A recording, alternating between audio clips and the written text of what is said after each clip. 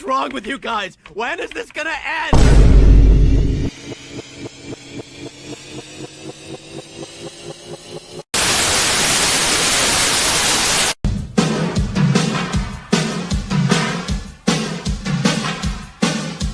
Break the rules, follow the plan.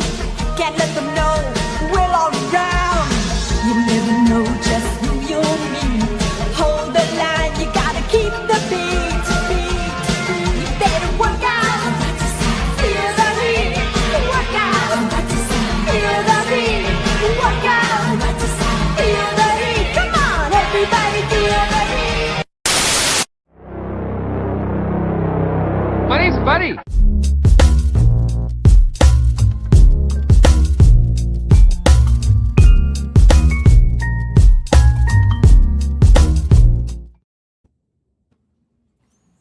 Now, hang on a second. Chris, is this true? You went to school with that person? No, Okay. no. Listen, I just want to bring it back. Anytime these fads, because what's old is new again. And anytime you can karate size with Tiana, I think we're all better for it. It's good for your cardio. If you go to the record show and somebody reaches over you, which, by the way, maybe we'll talk about this today. I'm seeing a lot of videos of garage sales. Do you guys watch videos of like garage sale activity, or is that just something I do? Okay. No, I do. Well, apparently there's something going on in the garage sale community about etiquette. And like, let's say you're looking, Arnaldo, you'll appreciate this. Let's say you're looking at a fair and you're looking at a box of records, right? And somebody's next to you. If somebody reaches their hand over and starts looking at the very box you're in, yeah, so the garage sale community is up in arms because with video games in particular, this is apparently it's widespread. It's happened at least once a week from a series of videos I've seen. And so maybe we'll talk about it. Tom's here. Tom said we're running out of topics, so I'm literally farming any kind of topic that we can use for the show proper. So maybe we'll talk about garage sale / record show etiquette. I'm going to put that. I'll check with the home office, make sure it hasn't been done before, because while we may be running out of topics, Tom, I don't think we've repeated too many. We may have brought similar themes back, but hey, we do this once a week, and nobody does it better. Based on popular demand. That's right. That's what I'm saying. We do a lot of crowdsourcing. We, trust me, if you looked at our inbox, it would be maybe that'll be a show. We'll throw an inbox up and we'll. Okay. Who is it? Tom, who was criticizing? Marietta District. Well, listen, Tom's got a lot of opinions, and some are pretty good, and some are. What's that show that comes after the 6 o'clock news? Entertainment. Oh, Entertainment Tonight with Mary Hart and John Tesh. They're still like 4 days later. They're still milking the Blake Lively thing. I'm like, talk about running out of topics. Oh, you're talking about present day with the venerable Kevin Frazier. Yes, that's the same thing. We're due for RSD. It's been a while. Listen, Tom's right. It's repeated. Inside Edition. There we go. Telling me. Tom, if you're not, listen. If we have to put you in a corner, Tom, to discipline you, we'll start talking about Vinyl Me Please. Don't push us. Nobody puts us into a corner, but we will happily bring back Vinyl Me Please talk. It's going to happen. Do you know what would be the end all be all of RSD talk if we got Tom on the panel and talked about RSD? Listen, I've tried. Tom is just not ready for this life. He doesn't want this life. Understood. I did reach out to him because I thought it'd be fascinating because I like Tom. I mean, Tom has some things I don't agree with, but listen, Tom brings it, and I thought, hey, Tom, bring some new blood in here, freshen it up the place, and he's not about that life, as they say. He's not about that life. Yeah. You're gonna be waiting a long time. The Nick Alt interview not happening. We would have had Emily on, but I think she went the way of Nick Alt's conditioning. You know what conditioning means? Conditioning. Well, let's see who's joining us. I did see some positive comments. Tom hit us with the 1-2, but it's good. It keeps us on our toes. Bring out the smelling salt once in a while. Chuck T is here. Good evening, Chuck. Easy Now is here. Good evening. The Record Keeper, 33 RPM. Hello. Spin Doctor Kendall. Hope you're feeling better. He says, but yeah, we keep coming back for more. See? That's what I'm saying. Drink from the hose, as they like to say. Elk Vision, not happy that we never start on time. But part of that, listen, Rojas is supposed to be here. I'm not sure what happened. There might have been a pee-pee poo-poo accident. I don't know. We'll find out. He may not join us, but He was on the roster for this evening. We'll see what happens. Maybe sleeping.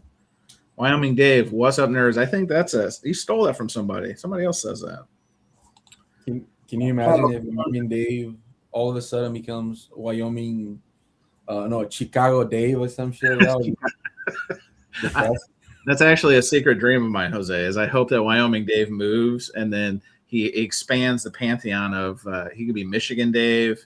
He could be Puerto Rico Dave. I mean, the possibilities are endless. Richard's Vinyl Tap House is here. Good evening, Richard. How are you? Let's see. I think Alan Always is here. Good evening, sir. We're from Auburn, Alabama. I did see that on the morning show. Apparently, the gentlemen are not familiar with university life east of the Mississippi. And that's okay. We got some California guys over there. Now, even though I think Wax is from Virginia, I didn't know the enrollment of Auburn, which is an SEC school. Like all SEC schools are big except Vanderbilt, I think. But anyway, sorry. Hashtag sports. Wonky Sensitive is here. Finally, the Melrose Place soundtrack is getting reissued on vinyl. Oh, it's getting reissued? Wow. Can I put this in current events? Like, is it too late? Have we missed the deadline for current events? That could work. Good evening, Sound of Mind. Tom, Andy G. Good evening. Did you get that record yet? Did you get the? So here's a quick story. Groove Seeker, you're like this. That Buster Williams. Here you go, Tom. Record Store Day Talk. Bringing it back. That Buster Williams released Pinnacle. Oh yeah. On last week. RSD MVP. That's right. So I knew where I could get one because I have like a dossier. Is that what they say? I have a roster of record stores online that I keep in my possession. And so I had that one queued up in case somebody sold me on it, like in terms of like checking it out. So Andy sent me a note after the show and he said, "Hey, do you know where I can get that?" And I did. And so I sent it to him and I told him like, "Hey, first dibs, if you want it, get it. But if you don't want it, I'll buy it." And so he bought it. And that was the only copy they had. So then I'm left in the cold. What a guy. No, it's not even about that. It's just, plus it's like a week. It's a week plus after. So the odds of finding any more, like, good luck. Get repressed. Of course. Yeah. Have you heard the Macho Man Randy Savage rap album story, Arnaldo? I learned that lesson the hard way. The 12 hours of my life. Or the Eric Carr solo album? Oh, goodness. Which one? The liquid one? Mazzy is here. Arnaldo, stop texting me while I'm mixing a cocktail. Well, it's really bad. Our retirees have to get jobs late in life, and Mazzy's now a bartender. It's unbelievable. That's the most what is it? Sex in the City comment I've ever heard in my fucking life. I think we've done, actually, speaking of topics we've done, I think we talked one time, is Mazzy a Samantha? Or is he a Carrie, or is he like a hybrid? Maybe he's definitely not a Samantha. You don't think it's Samantha? Maybe a part Charlotte, part Miranda. A Carrie, of course, it's a Carrie. What are you talking? Talks a lot, you know. Oh yeah. Shitty blog. Yes. By the end of the show, she doesn't even give a fuck. Yeah. Oh, man. See, I think Mazzy in his mind is a Samantha, but I think Jose is right. Really a Carrie. Carrie. Definitely a Carrie. Definitely a Carrie. That's actually Tom, hiring a district. That's going to be in the bonus session. We're gonna rank VC celebrities and what Sex in the City profile they are. So he fits more the Carrie profile because of the storytelling, right? He's of course. Telling a story, chronicling all the various events. So I see him more as a Carrie. All right. Well, listen, I like where this is going. It's probably a good thing Rojas isn't it. He'd probably be disgusted us talking Sex in the City right now. Let's see. Make sure I get everybody before we get started. Let's see. Oh, good. Andy G did get it. I did get it. Listen to it, and it's great. Good. I'm glad it worked out, Andy. Happy to hear, my friend. Let's see. Rovin's Den purchased this from the Record Store Day Marketplace. Got an email later, and the order canceled. See, that whole marketplace thing is sketch. That's why I like going to their actual sites. Not to say those are necessarily better because you have those distributors set up sites, but anyway. Oh yes, Joey Tavara says he's a total Carrie. See, we're gonna have a poll, Mazzy. We're gonna putting out like a Coke machine. That's good. Embrace it. Alex is here. About can I be big? Oh, whoa! We've got a. I thought we canceled poor John. Did John get canceled yet? By the way, I saw what is it? What's the name of the new show? Chasing Better Sound. Just like that, and just like that. Just like that. And just sorry. Like I thought you were talking about Vinyl Community Podcast. My apologies. No. And what they did too big. I mean, Jose is not that clueless. He knows. He doesn't listen to the podcast. So you don't like the new show, Jose? Is that what you're saying? Well, did you saw the first episode? Arnaldo and I had a giant conversation when we were walking through Brooklyn, talking about how terrible the new show is. Yes. Well, it was, the way they modernized it, really horrible. Politically sanitized it.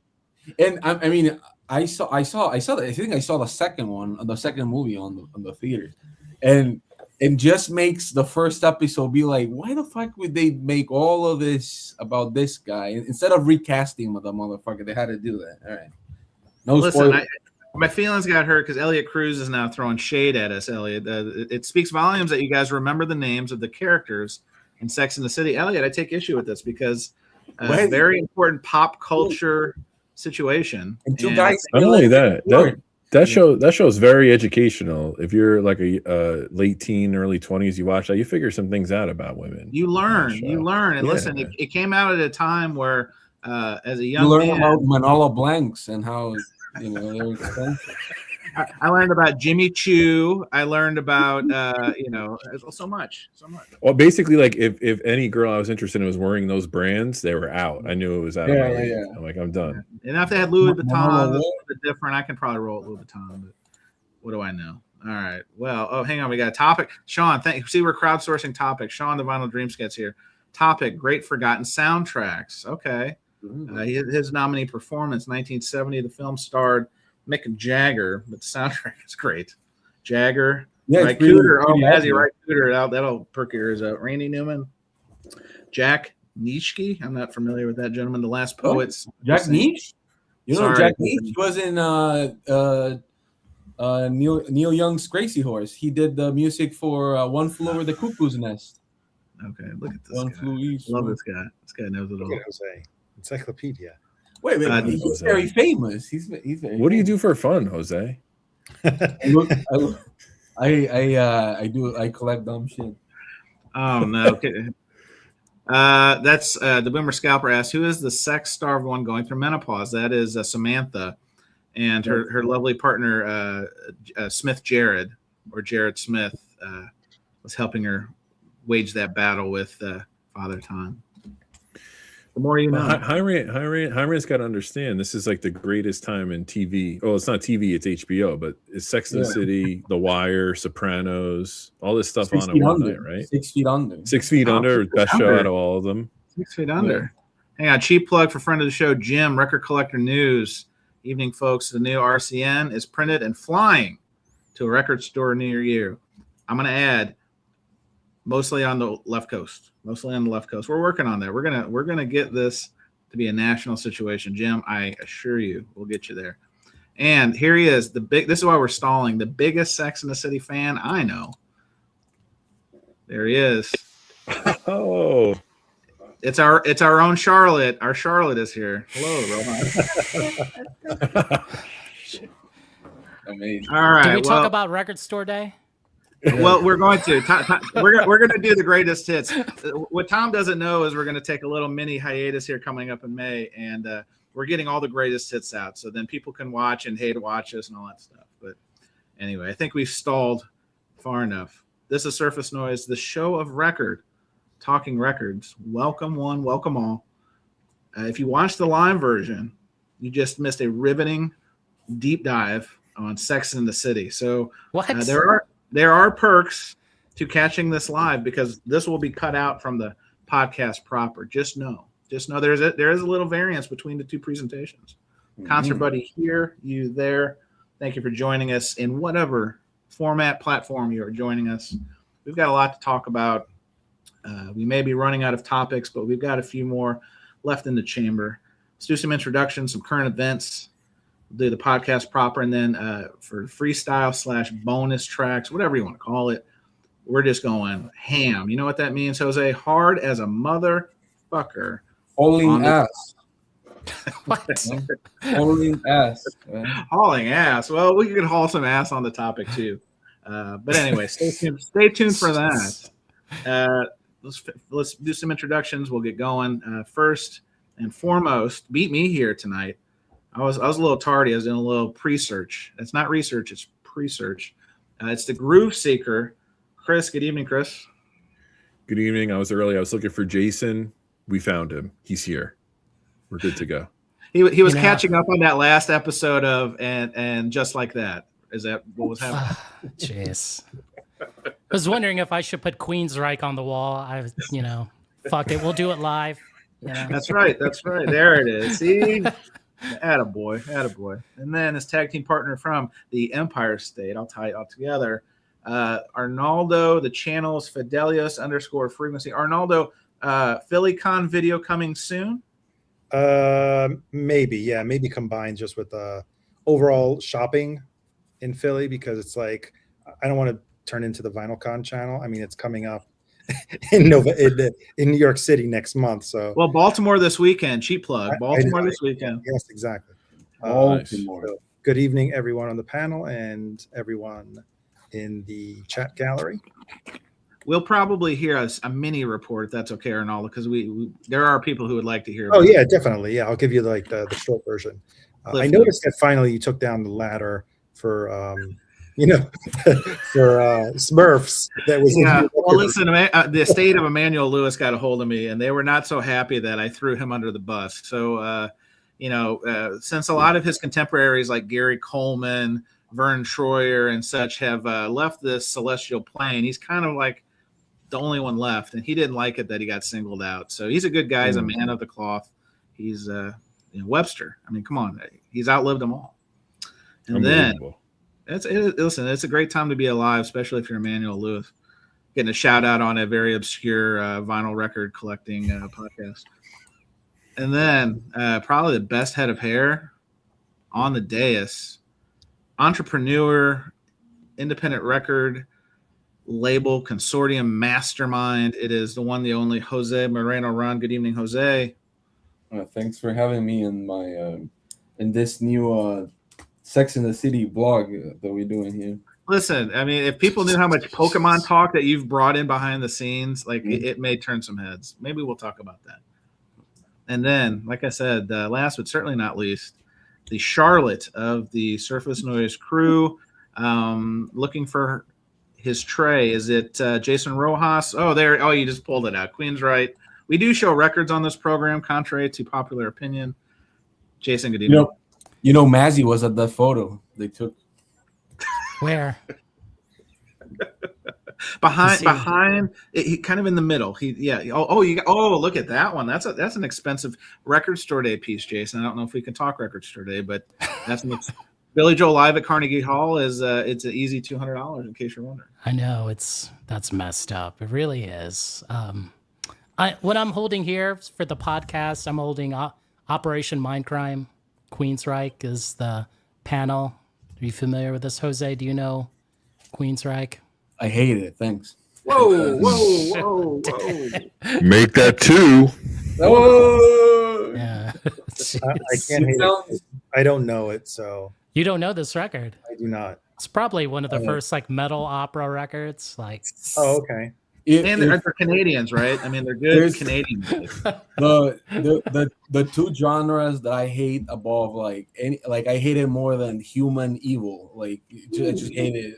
And so symphonic metal and whatever the fuck it is.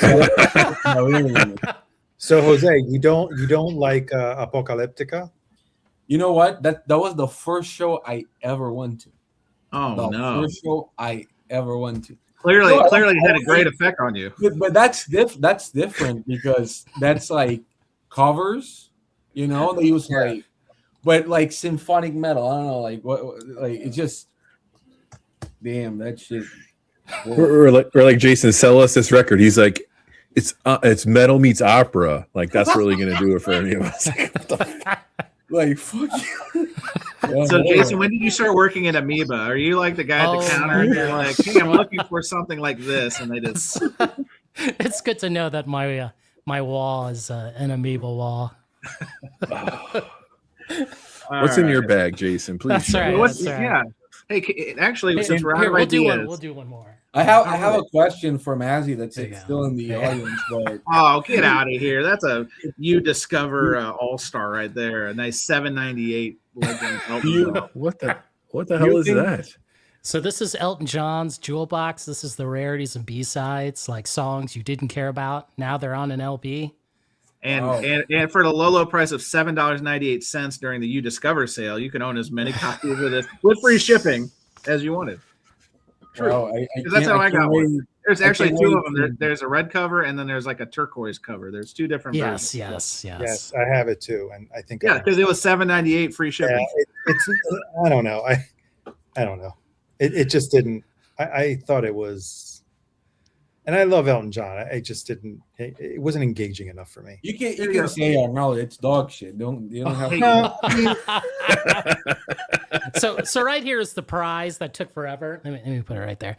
This is that Weezer RSD. Oh my gosh! Now Is that opera metal?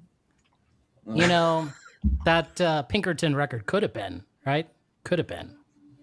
Was the choice in the packaging to look almost like a Mobile Fidelity kind of font? Was that intentional, Jason? Do you know? Well, I think it's from the tape box. So if like you record from tape, so they kind of make it look like that, which is off of that. Got it. super cool. The thing is, like, does this thing sound good? Actually, it's interesting. I think it's like half good because I think the takes of no one else saying it. So these are all instrumentals. So it's sort of,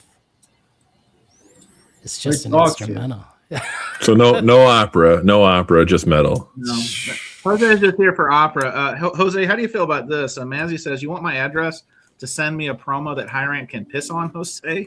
Wow, that's what the fuck is High Rank can piss? What's that, man? That's fan of the show, Tom High Rank District, who he threw down the gauntlet earlier. He said we are out of top. He said now we're officially out of topics, which I thought tonight's topics are conversational at worst, interesting at best. So still watching. Concert Buddy, can you show Patrick Lear's comment? Oh, Patrick Lear is here. Hang on. Patrick Lear is here. I'll find him. There he is. It says Mindcrime is a killer album, killer record. Some consider it the best concept record. Jose, you ready for this? Of all time. Wow. The vinyl sounds like ass though, which it's a DMM pressing. Is that a Queen's right? Yes. Yeah. Yes. No, block that guy. Block him. Yeah, you can see the ween here. We celebrate it, you know. Ah, white pepper, yeah. Yes. All right. Well, let's do some current events, boys, and then we'll get this train wreck off the rails, as they say. Let's do it. Bob's got news for you. We do have some news for you. There's a lot of news. Actually, there's some great news. Well, I guess it depends on your point of view. Let me cue this one. Oh, somebody is hitting a cold one. Who is hitting a cold one? I heard the. Damn. Well, Arnaldo, I'm gonna let you lead with this one because obviously we would talk about it, but probably no one else more excited than Arnaldo about a new Rolling Stones record. Jeez. I thought it was like a senior citizen. Wait, is this the new episode of Sex and the City? New season? This is the running it back with which I get. Mick would definitely be a Samantha. I think he created the Samantha character, but so Rolling Stones, a new album that maybe makes them feel good. Andrew Watt has twisted their geriatric arms into doing some more new music. How do we feel about this, guys? Because I think they're doing it right. They did like a debut launch with Conan O'Brien.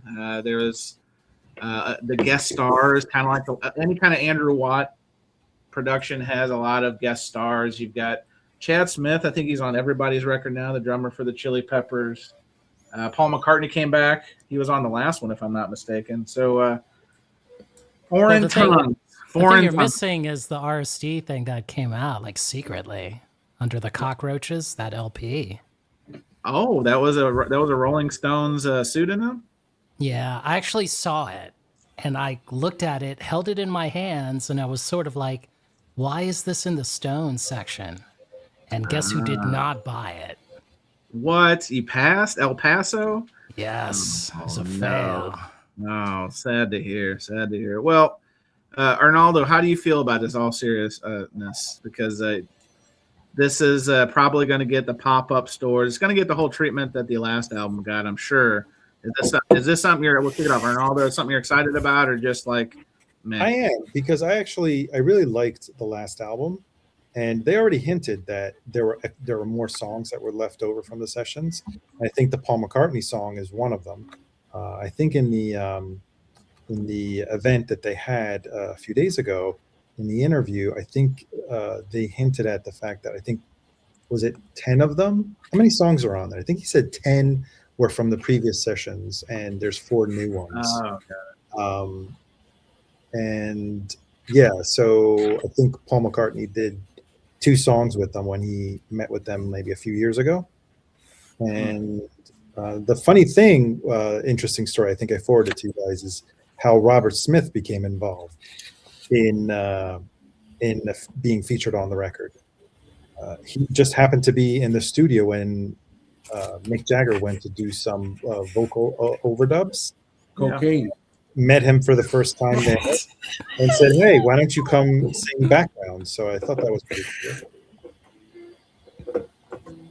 What do we think about? I'm going to switch this view up for 1 second, guys. What do we think? What I think is, I don't think they made enough variants this time. What? That's not true. Well, they had every baseball. Baseball. I mean, look at that cover. Variant. Look at that cover. Yeah. Do you want that cover? Would you want more variants? Well, you need that cover. Previous you want cover me on that wall? You need me on that wall. Paging Captain Beefheart. I mean, come on. Jeez. You know, I actually like that cover. It looks like dog shit, but it's so horrible that I. Look at this, Jose. All right. They probably thought the same thing, Jose. Come on. The last one was bad. I didn't like the last cover. You didn't like Hackney Diamonds, where it was You just thought like right. I don't The think it last was. one, the last one looked like AI. Well, Arnaldo didn't think it could get worse, right? They were like, "Oh yeah." they said, "Hold my milk of magnesia, Arnaldo." That's we got right. one for. Well, hey, listen, more power to them, and hey, good for them. I think it comes out in July. We'll see how many variants there are. I'm sure they're gonna milk this for every little dollar they can, and hey, they should be. Here's the thing, like you just said it, like milk it for every dollar they can. The guys don't need any more money. If they make music, it's only because they want to. They make money touring. I think that's not going to happen again. Oh. But it's like, again, we're going to start with all the cash-ins and all this stuff and all. They want to make music. It's because they want it, right? They don't need. Here's the money. question: Dirty Dom is here, or is it Dark Dom? Dirty, dark, doesn't matter. It's Dom, my friend, seeking a thread. How many different zoetropes will there be for this shit? Over under 17. I'm gonna go 17. Can you imagine all the faces? Like if they at one point in the Zoetrope, it all matches. Oh, that would be cool. Oh, listen, this is a real Surface Noise fan, because this is they want us to play the hits, and you know what, Peter? I got you, friend. Shame! That's what we do. That's what we do. I'm just waiting for the lawsuit, the cease and desist letter about using that clip. But until then, Peter, we're here for you. All right. Well, before we get off this one, show of hands, purchasers of this album. Not yet, but I will. Gotta stream it first. Got to stream it first. Okay, you're more discipline. I like that. The next one I got for the show proper is I'm hearing some music. Jose, you playing something? What am I hearing? That might be my daughter. Hold on. Oh, we're good. This is a quick hitter because I don't think everyone on the dais is a fan of this band, and that's okay. That's okay. Metallica is back. I don't know if you've heard of them. They're a band from back in the day. San Francisco band. They've never written any metal operas. Let's just No metal operas though. That that's not even true. They have 2 symphonic albums, so they do. The first one was the venerable Michael Kamen. Well, here's what I have, guys, because I know that when you're looking for the latest Metallica news, you come to our program, and they have a new box set. I think it's only fitting that we talk about it. Jose, I think this was your favorite album, Reload. Reload is back. Reload box set, deluxe box set, coming out in June for the low price, Strait of Hormuz pricing, $274.98. I did like the little video because Jason Newsted, the former bass player, did the kind of unboxing. He's a great guy. He's one of my favorite people. What? They actually asked him to come back and do Jason the unboxing. It's interesting you bring that up because not only did he do the unboxing, I saw an interview where he didn't know this, but at the 40th anniversary show, I think 2021, they were giving out a ring, and on the inside of the ring was Ulrich, the names, Ulrich and Hetfield. The other side was current members, so Kurt Hammock, Robert Trujillo. Then on the other side was the 2 bass players who are no longer in the band, Cliff Burton, obviously for obvious reasons, and Jason Newsted, which he didn't know, and it like almost made him cry. Like present day, that like he's still considered. Anyway, that's probably another show. Why Jason Newsted left Metallica. We'll do that one in the summer when we're really I fucking hated that motherfucker. Well, besides, Jesus. Well, that was a double. Hold on. double trouble. Oh my God! Holy double trouble. Jose. Well, the one thing I like about this, guys, is that they're literally going in chronological order with these deluxe box sets, and there's a lot of extras. There's a lot of filler, I'll say. There's a lot of posters and premium prints, air quotes, premium prints. But hey, if you can get it. And I mean, there's a lot going on here. I could see like what cassettes, CDs. Oh, there's cassettes, there's CDs, there's live vinyl, there's faux backstage passes, there's James' lyric book. Yeah, like better question, what's not in here? I think is probably the. Well, I think Dom said it. Does it include locks of the band's old mullets? Oh, yeah. that is. Listen, whenever that comes out, whenever double the money. I am all about getting some of the Hetfield's like pirate mustache. I'm all about that life. Dom, that's a great idea. Don't give them any ideas at Metallica headquarters because they will. You want to talk about the Stones making money? Metallica is all about that life. But anyway, all right. Is this necessary? Are you going to buy this, Chance? 200%. I've got all the other ones because I'm like a fan. You do, right? Yeah. Yeah, I like the deep cut stuff. I mean,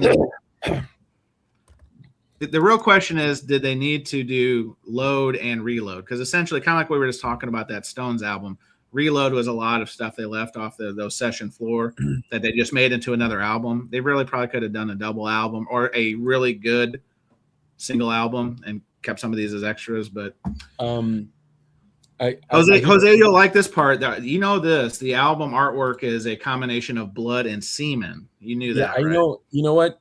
As a kid that grew up as a metalhead, the first time that I heard Load and Reload and what is it, Garage Days, I was like, this is the worst shit I've ever heard in my life. Fuck this band, fuck this genre. I'm out. And remember when Whiskey on a Jar by Metallica, the cover was like everywhere. Fuck that cover. Thing Lizzy can go fuck themselves for writing it, and then Metallica covering it. That's all I have to say about it. Elk Vision's right. This corrects me. Do you prefer the Reload cover with blood and urine, or the Load cover with blood and semen? That's like a Sophie's choice. I mean, I rather them not existing at all. Jose, that hurts Lars. Actually, I just remember why that guy left. It was when they did that. What is it? The Mission Impossible 2. Mission Impossible 2. Yes, I disappear. Yeah, the video. Yeah, it was the video, right? They're all wearing leather coats and they're on top of a mountain. It was so like Tom Cruisian. It was. I mean, I think for real, those albums without Saint Anger, because it's one of the worst, of all time. And then I remember when The Day That Never Comes came out, and I was if you're not a fan, you sure know the deep cuts. I mean, of course, because I was a metal. So what is this shit? That's right. That's why I'm not trashing out because I want to trash out. I think this album is horrible. I think it's like whoa, even worse than Saint Anger. Oh, let's save this for the summer. Saint Anger. You know what? At least Saint Anger sounds so different that you want to listen to it because it's so horrible. No, it's so horrible you don't want to listen to it. It's like when you drive by an accident, right? Yes, you can't not look away. Yeah, Saint Anger. Exactly. Yeah, especially because then it had the documentary, some kind of monster, where it was unbelievable. But again, let's save it for the summer, guys. That's another show idea. We can do a deep dive on the worst Metallica records of all time. Also, will this sell out? I don't think this one will sell out. If you go back and look, the ones that sold out, the earliest. So you've got like a camp of Metallica fans. Like I think they even said in the comments, a lot of them are Black Album and everything before. They don't recognize anything post Black Album. Some people don't recognize anything post Master of Puppets. You know, because really. No, seriously. I just want to say that they did a Load box set. Oh yeah, I got that one too. Listen, I mean, all right, I'm in it. More importantly, how many are they making? Let's see. They're going to give us a number. I don't know. You know, remember they own the Furnace pressing plant over there in I think West Virginia. It says limited edition, Arnaldo. Come on, man. So that means there's not a lot. And you know what? I actually. Well, here's the thing. It's all the other stuff. Like the vinyl is really not the difficult part. It's all the other additional material they're putting in there. Yes. It takes a long time to pack all that stuff in there. It does. Plus, that all additional material, you know what that means? Cash Warped Records. Oh, Chris. I'm gonna say they mistitled the whole box. It should be called Unload. It should be called Dog. I see what you did there. Oh no. And you know what? As someone again. It has a B-side from the Black Album, which is the Unforgiven 2, which it is actually better. Which is actually better than the Rev makes a good point here. Do people cosplay with the fake backstage passes? This is a great question because this seems to be one of these kind of like added on features. The Van Halen albums at Walmart had these. I think. This is like the add-on nobody asked for, is a faux backstage pass for concerts for bands that are, quite frankly, never going to tour again. So what do you do with a fake backstage pass? Like people come over and you show it and they're like, oh, you had a backstage pass for the Van Halen Running with the Devil tour? No, that just came with my Walmart. No, it's going to go well with the Lars Ulrich Halloween costume. I mean, give me Rev, good call. All right, before we get into the topic for podcast proper, one more. Now, we at least want to pay homage or homage, depending on your point of view and country of persuasion. We always want to pay respect. How about that to the recently departed? And I didn't really notice anybody departing the celestial plane this week, but as Kendall brought this to my attention before the show, breaking news almost. We've got one on hanging on by a thread. Bonnie Tyler, Jose, your favorite song.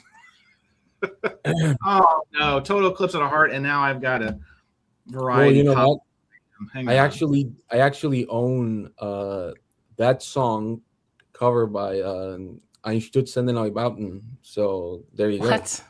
Does that count as an F-bomb? I think so. In a different language, yes, Chris. Let's count it. Holy cow. But Total Eclipse of the Heart, the epitome of a one-hit wonder, as some would say. She's in a coma in Portugal. So we're doing a preemptive rest in peace memoriam. That's better than Giuliani in Queens or something. Right? Wow, Jose. Shit. Speaking of, is Queens on lockdown since the America's mayor is on death's door in Queens? Is that he's not in Florida? I don't remember. But that's Jose, you're getting us fake news here. Fake news. I think he's in Florida, hospitalized. Bonnie Tyler, we hope you pull through, but in case you don't, we have preemptively wished you adieu, and thank you for your contributions into the wonderful world of music. Bonnie Tyler, we will send you a Reload box set, courtesy of Surface Noise. Do not worry. Promo copy, numbered, unnumbered promo copy in the mail. Maybe that might bring her out of her coma. They may That's just right. take the box set and lay it on her like midsection, and as she's short of breath, she comes back. Man. Or the opposite. Oh, jeez. Oh, Richard's Vinyl Tap House says, "Oh no, Surface Noise has killed off someone else." No, we report after they've expired. This is a new tactic. We're trying to bring them back to the living with people talk. It's like Emmanuel Lewis, right? Like we're trying to keep them here by acknowledging their greatness on the show of greatness. You need to All fact check Wyoming Dave. I don't think Bonnie Tyler has 2 albums. What? Oh no, Wyoming Dave. Is this the fake Wyoming Dave again? I have 2 Bonnie Tyler 1980s albums. Well, Dave, prove it, as they say. Prove it, guy. And prove you're Wyoming Dave and you're not Montana Dave or South Dakota Dave or any of these imposters that are running out Dave there. All right. from Wyoming. So let's do podcast proper. The topic that Tom is extremely excited about for tonight's show. So the topic is the middle class for vinyl record collecting shrinking? So this is what we call setting the stage. I was at a local, so I think I've said this before, in St. Louis, the St. Louis Record Collector Show. They have the record fair, record show, basically every other month. It's almost like six times a year. It's too much. And so this show took place over the weekend, fresh off the heels of the wildly successful Metro East Record Show. Shout out to Travis Foley over in Southern Illinois. So there's a lot of record shows in the area now. And I didn't even go early bird, Arnaldo. Can you believe it? I just showed up at like noon. I even paid the like $3. I'm like, oh, see what's going on. I just did it for a social thing, say hi to the guys, that kind of thing. And so I'm looking at some records. I have no expectations and talking. Actually, I think I was talking at Travis's table at that show, matter of fact. And a young record collector to my right, we were talking about like an $80 record. And the young record collector to our right says, I can't even imagine paying $50 for a record. And we both kind of chuckled because I remember those days. I remember I was that collector years ago. And then you buy that first $50 record and then you're off to the races. So it got me thinking, what does that say? Current state of the hobby? Because we, on this show and other shows, are talking expensive reissues, $100, $150 one steps. We're talking grails. We're talking insane collectibles. If you watch the Concert Buddy YouTube channel, I'm doing the monthly reload boxes, right? That's right, reload box set. So there's a lot of high dollar things. Sometimes we talk cheap heat, right? But what about that middle class? What about those record collectors that have the fiscal discipline not to buy a $50 record? Or what about they only buy things that they have a connection to the music? They don't take a chance on a recommendation from a YouTube channel or a friend of theirs. They only buy what they only like. Or what about the ones that they only upgrade what they like? So it got me thinking, are we too focused on the high and the low and not the middle class when it comes to vinyl record collecting? Does that make sense? Is that good setting the stage? Are we clear? Clear as mud? So Chris, I'll start with you on this one. Is the vinyl middle class shrinking in the current hobby? What do you think? Shrinkage. There's a pill for that. There is a pill for that. I think it's blue. Chris, are you with us? Did you freeze? Oh no. Did we lose the tone, bro? Arnold, I'll go to you on this one. Can you kick this one off for us? Do you think that there's too much focus on the high and low with our diatribes or the community in general? I think from what I see shopping around at record fairs and record stores, if you're referring to the middle class being your $20 or $30 record, used record, I think there's still quite a few people that go out there and seek out, don't want to spend the highest they'll go would be like maybe $30 for a used record. But let's not forget the newer vinyl buyers. They buy a lot of, your Walmart, your Target, and new releases that are still, and reissues that are still affordably priced $30. I mean, they're not. Who are we to say that they're not collectors, right? They're collectors. They enjoy music, and we know some of them go overboard and will buy multiple variants of one artist, right, just to be complete. Yes. But I don't know. I wouldn't say it's shrinking. Maybe if you look at it from a point of view to where you're collecting, where you're buying, right? Maybe. I know that I don't normally flip through the $5 when I go to a record fair because they are super crowded. I have to say that those $5 bins and the tables always super crowded. So that definitely is thriving. But I do see it like shopping around at record stores. The record stores that I go to that have, your average $20, $30 record, they're still in business. So this is a great point. This is kind of in the spirit of this conversation. Jack here says, I don't like spending a lot on used records. I love buying quality new albums. Okay. To that point, Arnaldo's saying, you can get a $15, $20 reissue. And if you go and look at originals, let's use Fleetwood Mac Rumors as an example. This album sold millions, continues to sell millions. And yet that used to be a $5 staple. It used to be a $7, $8. I did pick one up. Speaking of this fair, I bought upgrade copies. That's something I'm kind of doing on the side as I'm buying top, great originals. It's a $30, $40 record now. Whoa, they ripped you off on that. Well, I paid 30, but I saw some other people doing 40. But, yeah. But point being, because it has the insert and all that kind of stuff. But point being is that, yes, this is what I'm talking about, is that because there's so many out there. Like if you wanted to get a new copy of Rumors, probably not a hard thing to do. No. But if you're looking for a gently used, if you're looking for a quality one that was kept in good shape, same thing with Thriller. I've seen copies for $10, $15, and then you see the copy that still has the hype sticker, still in the shrink, mint condition, that they'll be asking $30. So I see a lot of people gravitating towards those. And you brought up the reissues of quality reissues. Who was it that brought that up? I'm all on board with the Blue Note Classic series and the Tone Poets. Sure.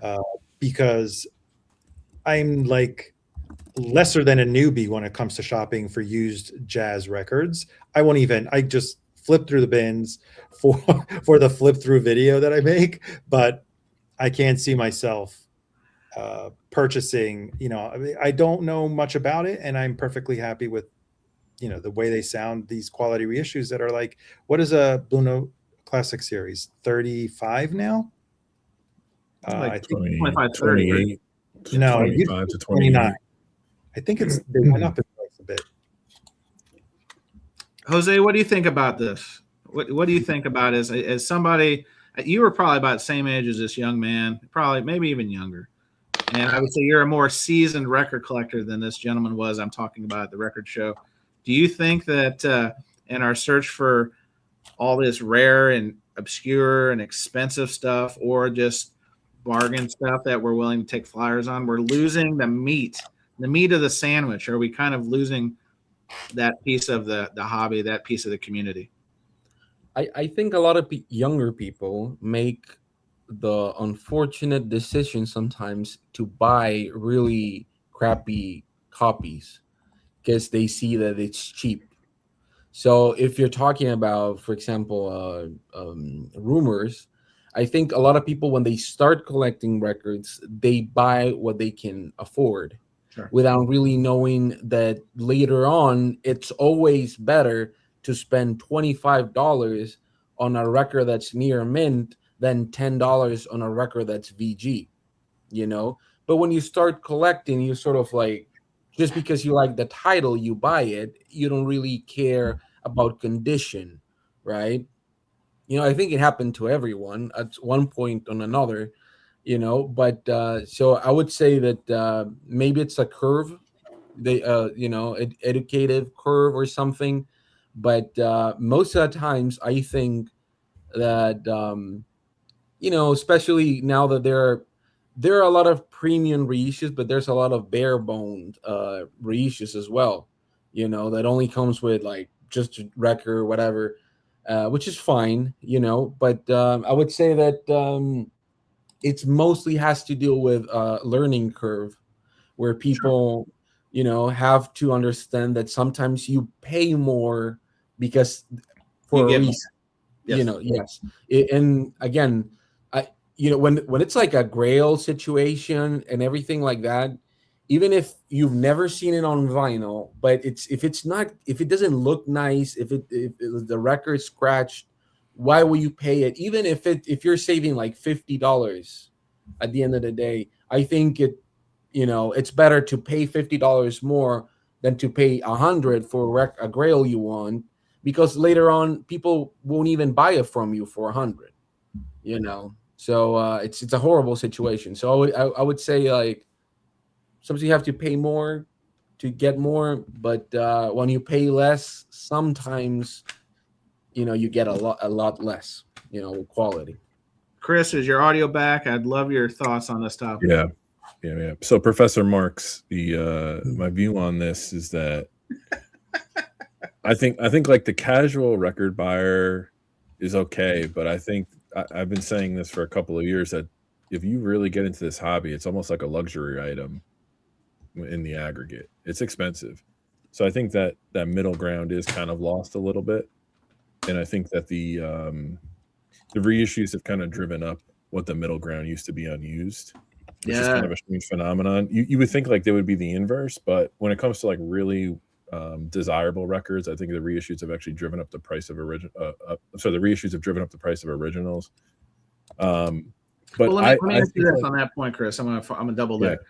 So if a record store, and again, we don't have record store owner on here, but I'm thinking of my friend Matt Sands and his record store, and he used to tell me he felt guilty charging more for Rumors because he could. He didn't take it to $20 or $30. He was still doing like 15 at the time.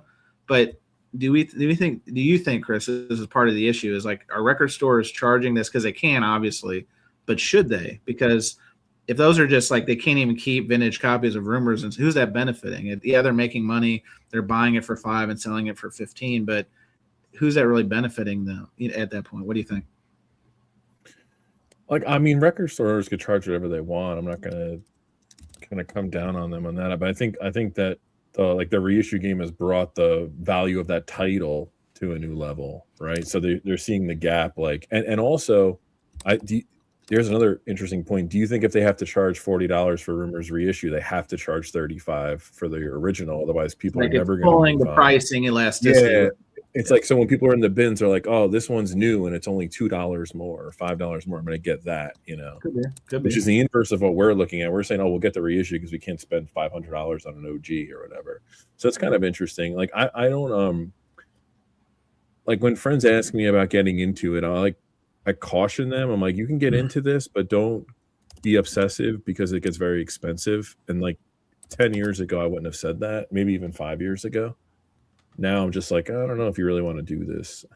Sean makes a good point here, the Vinyl Dreamscape. I've even seen the Birds album starting to sell for $25 to $35. Those are great records, But you can always grab a cheap copy. Not anymore. That's exactly my point, is that what was used in a steady staple, a $10, $15 record, you woke up one morning and they're $25, $35, $40 records. Jason, what do you think about this? Because I think when it comes to financial discipline, you're probably our strongest member of the dais in that area. But as somebody who has almost everything and is kind of silently or not so silently thinning your herd, do you think that the hobby now is creating an environment where we're shrinking the middle class of the vinyl record collector in favor of chasing top dollar, chasing expensive reissues, chasing hype? And then to what we're talking about now these what used to be staple $10 records are being pulled up and more expensive for no real good reason. Okay, I'm going to say this. If you're a young person watching Surface Noise, do not pay over $40 for this. This record, I'm holding up Fleetwood Mac Rumors. This is the OG from 77.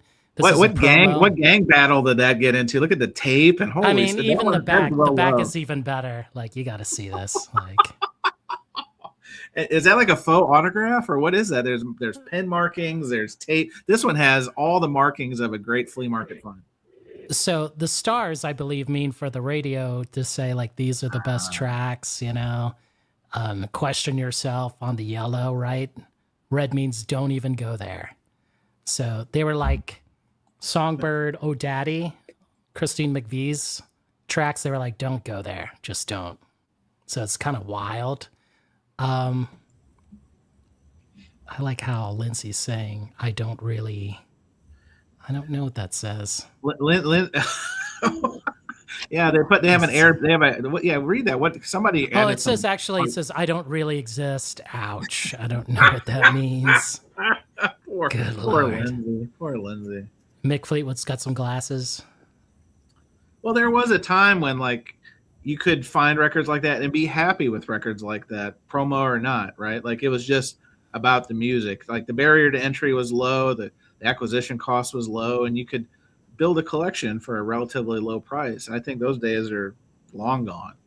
Oh my gosh! Well, I object to that. I can't read it. What's John McVie saying? What's his air bubble say? We're so damn good we can look like assholes if we want. Okay. Now I'm just saying, like $40 before Arnaldo goes into it, like $40 for this, forget it. I'm tossing it. Do you see this? Whoa! Oh my gosh, vinyl gold. Okay. Oh, this is the new bet. If you're young, like you're gonna be looking at a $6 Mr. CD. CD is here to shill. Here it comes. You know, look at this. Outcast, you know, The Love Below, Speaker Box. Love box. Yeah. Speaker box and the Love Below. $6, man. I mean, this is it. I'm done.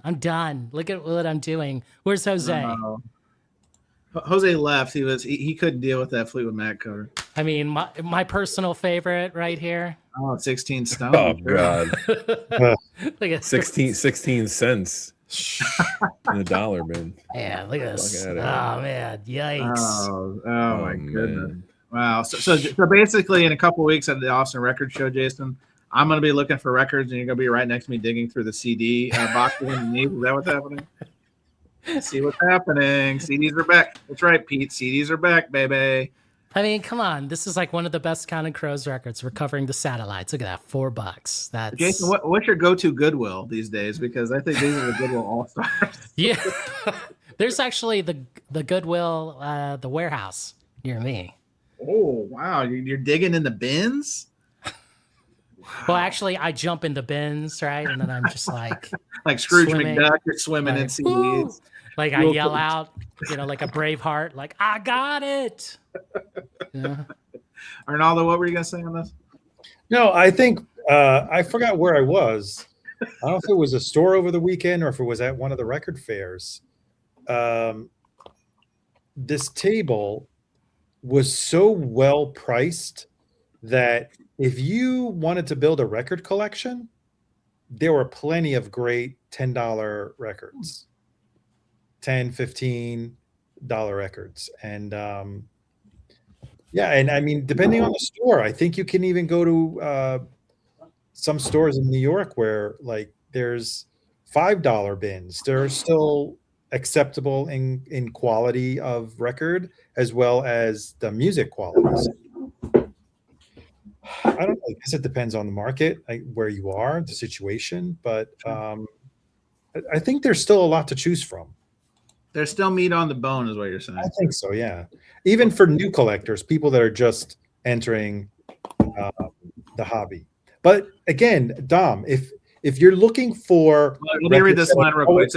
So Dom says, if you want to collect nowadays, sorry, go ahead. Yeah, let me read this real quick. So it said, Dom says, if you want to collect nowadays, be prepared to end up out of your comfort zone financially, unless you set a price and just be happy with what you find. Exactly what we're talking about, Arnaldo. But it depends on what you're collecting. Pricey records are always going to be pricey, right? We've seen them go up and never down, sometimes down. Right?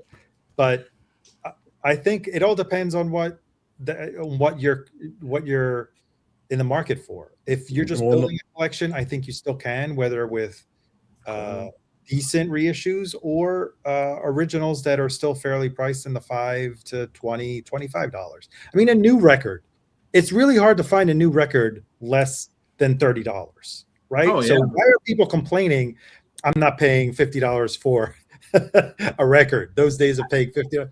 I mean, we're not far from what a new record costs, right? I'm amazed anytime you can find a reissue or a new pressing for $25. That's almost Yes. like unheard of. Yes. Like several record store day titles, like the Ike White, $25. Burning Grumman mastered that sumbitch. The Gits, like some of those titles, the fact that they were still able to have a $25 price Stones point. record. The regular 2 vinyl is $50. That's a lot. It's $50 and it's black. So whatever happened to the double that was $39.99, right? Let's not even talk about a few years ago when the Chapel Roan came out. I saw places like the retail was $60. Are you out of your mind for a double record? Only because it had a die cut sleeve, you want to charge $60 for it? That's crazy. Some of these John, labels, man. John These Bibb labels- here, he says, evening guys, new records are cheaper now than they were 40 years ago. Do the inflation math. Yes. New bands are selling LPs for $20 to $30. That's true. That's what we're talking about. Not talking audiophile rarities, which were always more. That's a really good point, John. Jose. But I still think the audiophile, I don't know what MoFis used to go for in the 80s and 90s. I still think the ratio of the audiophile market has gone up a bit. No, I think it's fair. Jose, I'm gonna give you one more bite on this one. Oh my God, what is this? Some chimes? What would you say? Talking about middle class vinyl collecting still. Are there people out there that still can be not addicted to the hype train and they just buy what they just want to buy? Like I'm sure because you here. This is why I bring it up to you. You said this last week. You only buy records now that you want to buy. You don't swing for the fences. You're very. I won't put words in your mouth. You're not just taking risks anymore. Is that safe to say? Yeah, I mean, I think a lot more when I buy a record, you know. I blame Rojas. He's planted this damn microchip in our brains where we literally evaluate things before we pull out our money. It's unbelievable. By the way, can you put Massey's comment up? It says Jose has his porno filter on. I don't know about that. What the? I didn't know there was a porno on filter. Massey's house, huh? Oh, yeah, dropping loads. That's right, dropping Some loads. horny- There you go. Some horny time by yourself, Massey. Is that it? Looking at the Latino on the screen. Oh no, hang That on. is- We don't want to get too sideways with this one. All right. Anyways, well, I think there's a lot that that goes through my mind now that I buy a record. You know, because mostly with reissues, unless it's a reissue that, like, I know the original one, it's really expensive. Blah blah blah. I really think a lot about what I'm buying. It doesn't necessarily have to do with monetarily, but you know, sometimes if you buy 3 shitty records, that's almost $100, you know, Yes. or could be more than $100. So I don't know. It's just you have to. I try to persuade myself not to buy anything. And when I know that I have to, I do, you know, like the Ween reissues, right? Those Sure. are extremely expensive. It's a band that I love. It's records that I actually am going to listen to. So, of course, I get it, you know? Yeah, don't buy shit you don't like. I during the pandemic, I went through a phase that I was like, you know, everybody had a little more money because they were not going out, blah, blah, Right. blah. And I used to buy a lot of dumb shit. I bought a bunch of MoFi records that nobody needed, you know. That's right. So I did finish my Bob Dylan because I think the Bob Dylan still sound pretty great. Yes, but Yeah. The French Vinyl Addict says, guys, I don't want to kill the debate, but just one answer. Jason, you'll like this one. Den Bosch. but Man. you know, no, but you also have to, I think, you know, collect. If you're a collector, it's different than if you were just a music enjoyer that buys the format, because I think both can merge in the same sense that to be a little bit knowledgeable about what you want and how much is it going for. Because sometimes you go to, like the Austin Record Fair, there's a lot of records that I saw last time I was there. They were priced like $15, $20 less than I would see on Discogs. But then you also see a bunch of stuff that's like, you got people selling 25, Walmart records at the record fair Yeah. and marking them up. That's bullshit. Yes, I know where you're going. Yeah, exactly. Yeah, so it's just but I think that in general, if you don't think you like the record, don't buy it. I bought the Rhino Hi-Fi, of the Stooges one. Sounded I'm like sorry. dog shit, I'm and sorry. the cover looks great, right? The I'm sorry. actual pressing is really depressing, I'm so especially sorry. if you listen to an original one. I was thinking about buying the MoFi Funhouse just because I was like, I know it's throwing my money out the window, but I was Arnaldo, like, this is what we call body language. I might do it, Yeah. Friends And don't so let. I might not do it. I'm like Friends don't 90% sure. let- I'm not Hey. gonna- We need to stage an intervention. So No, you heard the other MoFi that no, I they did? didn't. no, the No. one for was it Raw Power? Self-titled? Jason, you did the shootout on that one?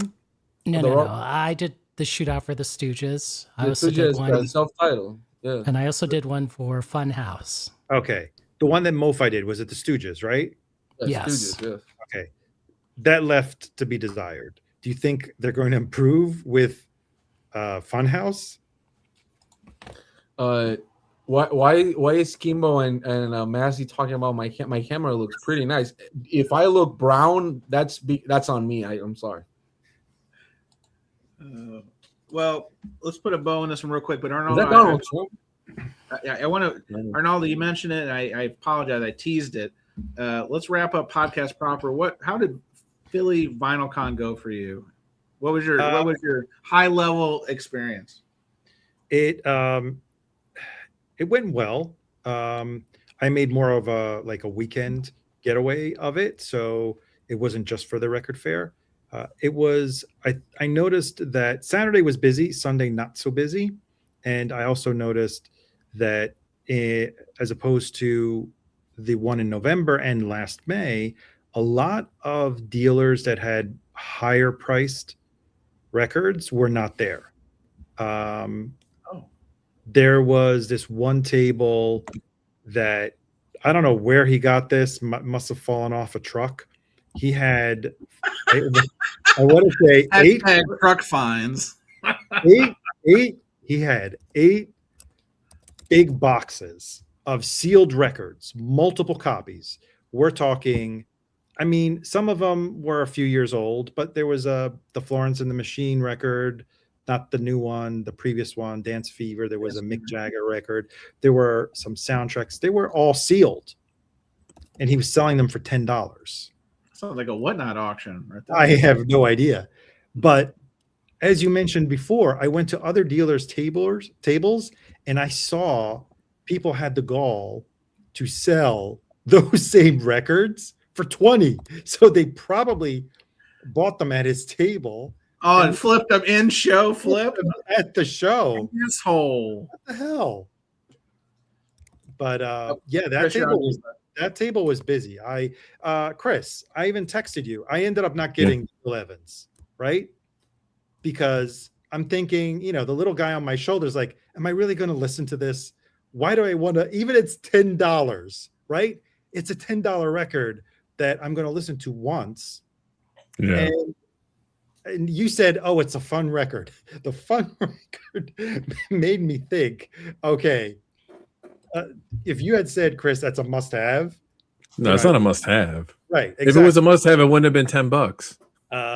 I don't know. There were some really good. If you had seen the selection this guy had for $10, it was good. It wasn't like garbage. Yeah. But yeah, they weren't unofficial imports, right? Because that's no, I checked them. Like legit. When you see the Kraft Gil Evans with the tip on and with the Kraft sticker, that fell off a truck. you're selling it for $10. It's not. But anyway, there were some good dealers. I had some good finds, and yeah, I mean there were a few dealers that, from what I hear, were there previous times, but I don't remember them. I never got a chance maybe to get to their table, and it was nice because it wasn't as crowded and hectic as previous ones. Especially, I mean, I got there a little late, so I entered around 11, so I missed an hour of the early bird.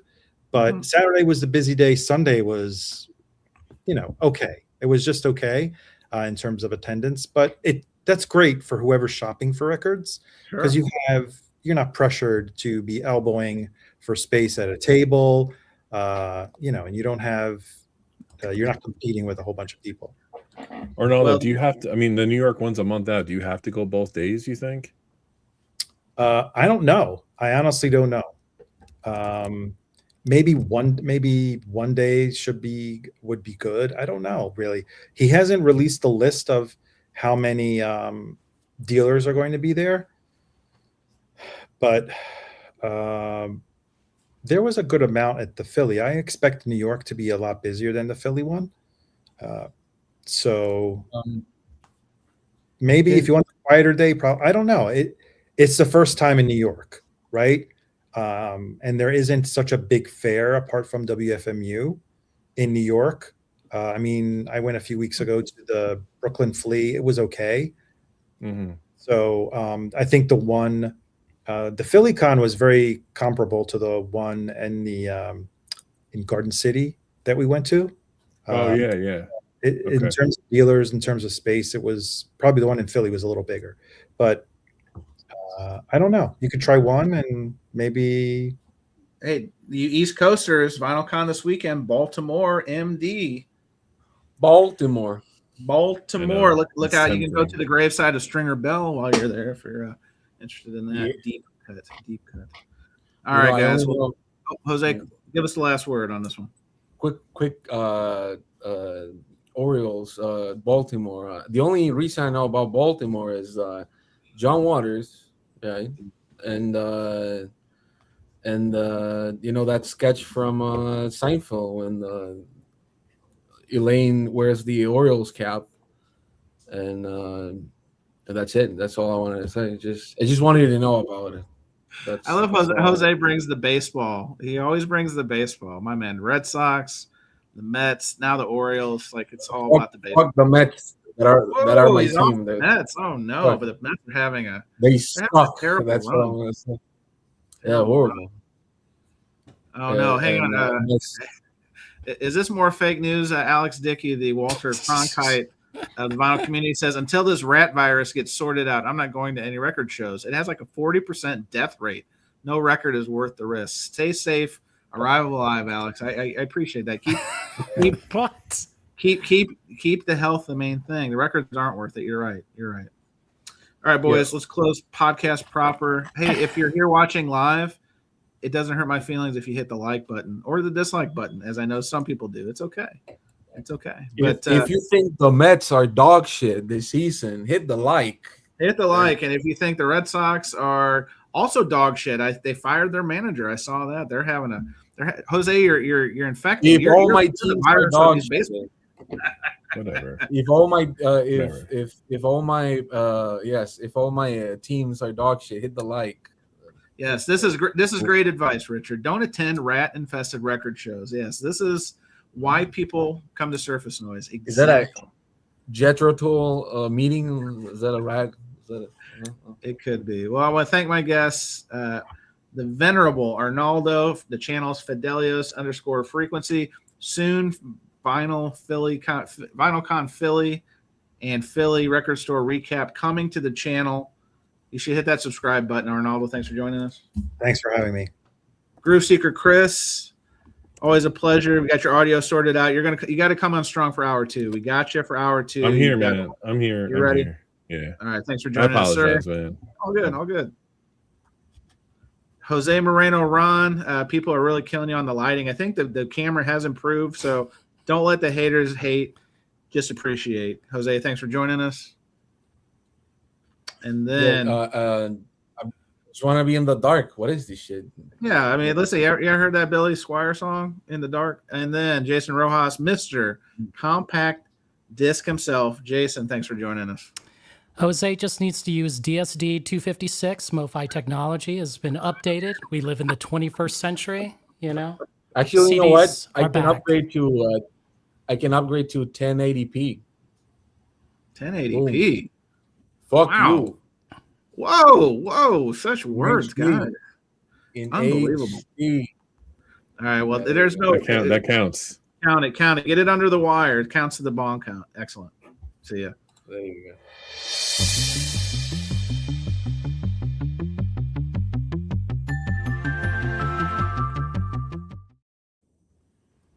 Now, So are we in the free for all?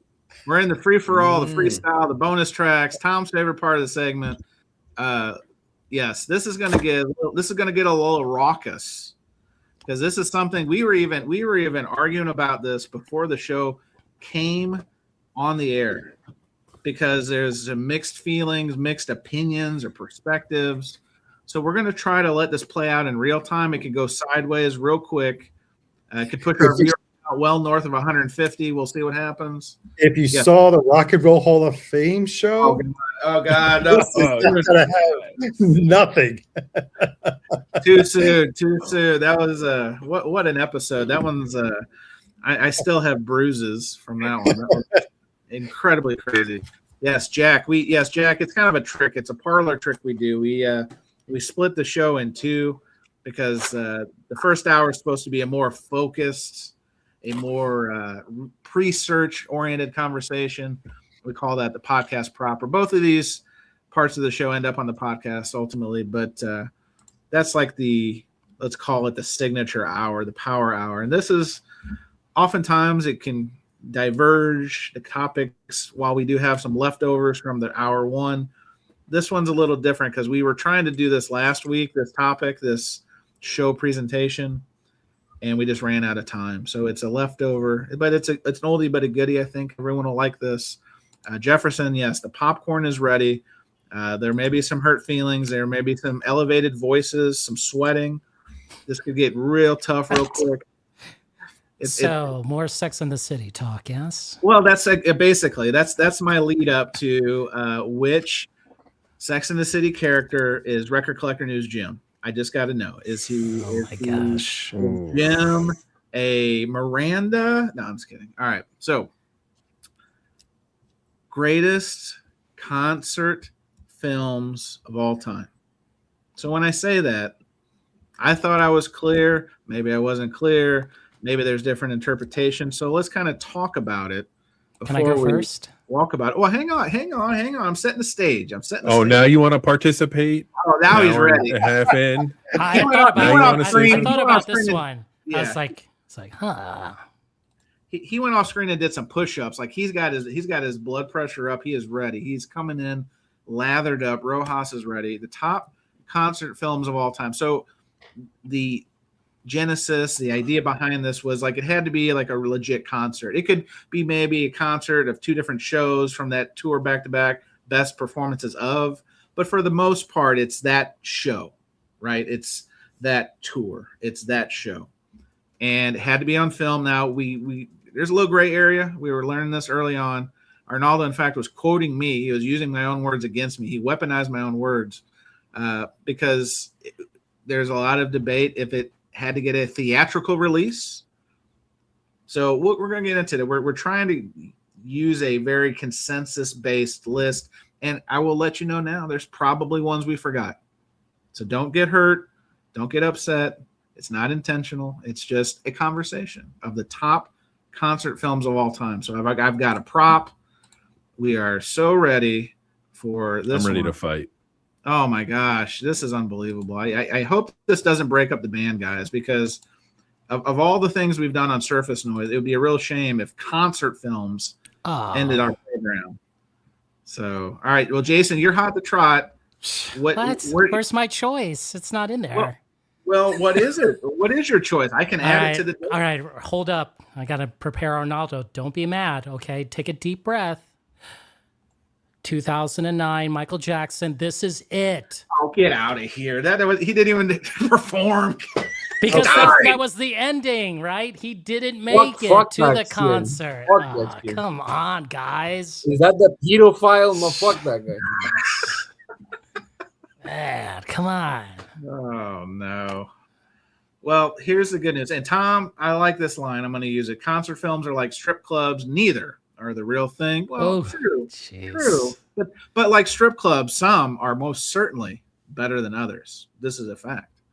All right, so we've got a lot of choices up here. I'm just going to kind of one by one. And we've got the tier list, S being top tier, A being good, call it tier 2, B, C, and Jose's favorite, D. Why, Jose? He's on mute, of course. D's nuts.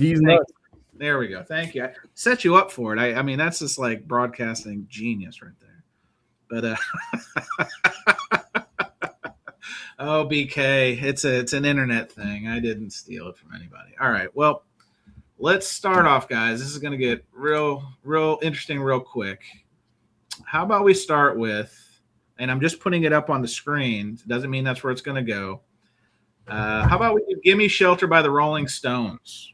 Gimme Shelter by the Rolling Stones. Do we consider this concert film S tier, A tier, B tier, C, or D tier? Chris, I'm going to start with you. I'm going to say an A. An A-level concert film. Okay, so I'm on the A's. Is there any contrary opinion that this is an A level? I would put it in the B. And why is that, Jose? Remind me what S stands for. Like top tier, like the best of the best. Super. Like Supreme. Super, yeah, super duper. Yeah, there you go. Well, I like it. I just I think there's better concerts in general. I don't know. There's some other stuff, other concerts that I would prefer. I prefer, what is it? The circus one, the Rolling Stones did. The Rock and Roll Circus? Yes. You're a liar. You're a Yeah, of course liar. But Here it is. Tony Iommi is playing with Jethro Tull on that concert, so of course I'm going to pick it. Yeah, I understand. But the Gimme Shelter's got cultural significance. That was a pretty groundbreaking concert film. I think B is not a bad place to put it. I'm just saying, And Mazzy's right. There was a murder on that tour. Yeah, stabbing. Meredith Hunter was right. Oh, So then it's an A. It's an A then. no, I would give it like a C because I think the murder happened and then they had to stop, so they never finished, right? Nah, what the fuck are you talking about? It's definitely an A. I'm keeping it the A. Real quick shout out. Jasmine Mike is here. Congratulations on the newborn, Mike. Welcome to the world of fatherhood. Poopy diapers are going to be your life for a while. But, sleepless nights. Nights. I don't think any amount of Frank Sinatra records will qualm the sleepless nights. But welcome to the club of fatherhood, sir. Congratulations to you and Mrs. Jasmine Mike. All right, so only the lonely. only. So are we keeping Gimme Shelter as an A, or are we kidding as a B? Where do we land on this? Fuck it, leave it there. All right, we're gonna leave it here because listen, we can change. If I can change, and you can change, maybe we can change. That's Rocky Balboa ending the Cold War at Rocky IV. Here's one: a true concert film, Rattle and Hum by U2. There's this band called U2. Rojas is laughing. Where would you put Rattle and Hum? It was a concerted effort to make this a concert film. This would stay where it is, I think. D tier. D Arnaldo. D for what? D nuts. It's dog shit. What the fuck is this? Oh, dog shit. I'm sorry. I'm sorry. Damn. Arnaldo, you're quiet. I know you're a big U2 fan, especially when you bought that record right in front of me that time. I don't think it's that bad. It's worse than Kiss Phantom of the Park, whatever the fuck that movie. No. Yeah. Listen. This is like the first sign of Bono ego, this film. Well, yeah, they Which went down to isn't- like Memphis and were like pretending to be like really Come on, ingratiated in the dude. culture. Yeah, it was a little pretentious. It was. I mean, when they went to Sun Studios in that movie, it was like, oh no. I would say it's a C. I would say it's a C. Jefferson Okay, agrees. I could li- Plus, I can live with a C. I could live with a C. Well, wait. No, wait. We have to vote. Wait, this is a vote. You know, I'm saying D. Jason says D, and there's 2 C's. Where do you land? Chance, you're the deciding. Drop an S on him, Chance. Drop an S on him. I don't want to hurt anybody's feelings, but I'm gonna say a C. I'm gonna be diplomatic on this one because I've done this. I've done the Sun Studios tour twice, so I can appreciate that they did it and showed it in the film to keep it for posterity's sake. But when Love Comes to Town, probably not the best U2 song, and it was featured a lot in this. So let's keep it at a C. We can kind of go, and we'll see what happens. Next up, how about we do Madonna, Truth or Dare? Madonna, Truth or Dare? Arnaldo is probably the biggest Madonna fan on the dais. Where do you land on Truth or Dare? At the time, this was a very important cultural thing because she was very strong in her pop culture powers. It was controversial because of all the backstage commentary and talking about her love life and so forth. They interwove performance with pop culture. Where do you stand on this one, Arnaldo? Between a C and a B. A C and a B. Okay, that's not too terrible. Is that just because it wasn't that good, or because if you think about it, they kind of created some of the lane that some of these other ones followed? I like the whole backstage part. Oh my god! The She commentary. blew Warren Beatty. I don't remember. Was that a bonus? No, speech? I don't remember that one. love the comment about Kevin Costner. Yes. Oh, hang on a second. Do we have? Where is the immortal Kevin Costner? I can't. No, the comment that Madonna makes about Kevin. Oh, my fault. Sorry, I thought someone was talking about Carmen.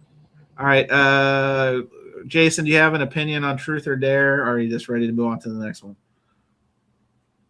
We give it a D. Whoa, D. A D. Jose, you're a big Madonna fan. Is this also a D for you? Like, oof. Well, as somebody that has watched, what's the name of that movie? The island one, the Madonna's in. What's that the was name of terrible. Yeah, you know how many times I've seen that movie. That was her trying to be an actor, correct? That was an acting performance? Well, she has some good movies. Evita. Dick Tracy. Was she in Evita? Oh, but Dick Tracy, I think What's is great. I think the baseball movie? Oh, League of Their Own. Baseball League Yeah, of they're Their all- Own. No, but the island, Amazing. Desert Island with Guy Ritchie, that was a disaster. Yeah, the guy Ritchie one. Arnaldo Elliott wants to know, was the Kevin Costner comment a good or a bad thing? A bad thing. She insults him basically Okay. Well, behind his back.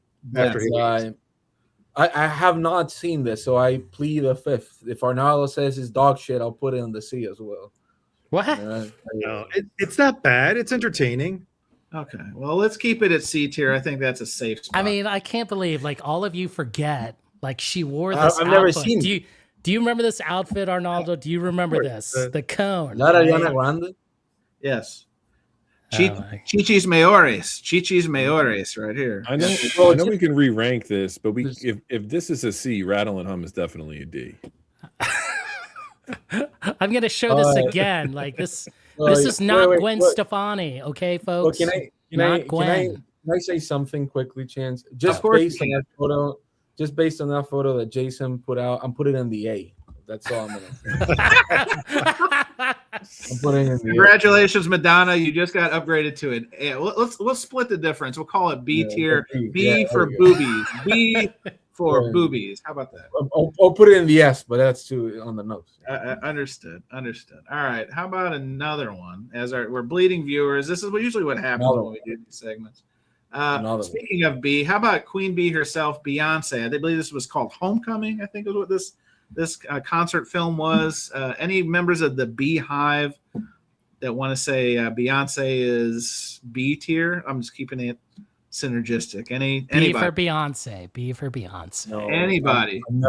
B for better than Rattle and Hum. Oh my gosh. I've never Poor seen it. Larry Mullins taking strays. He doesn't even know it. He's I so mean, rich. concert, but if you put Zoo TV, I'd be like, okay, that's an S for sure. Let's put that an S.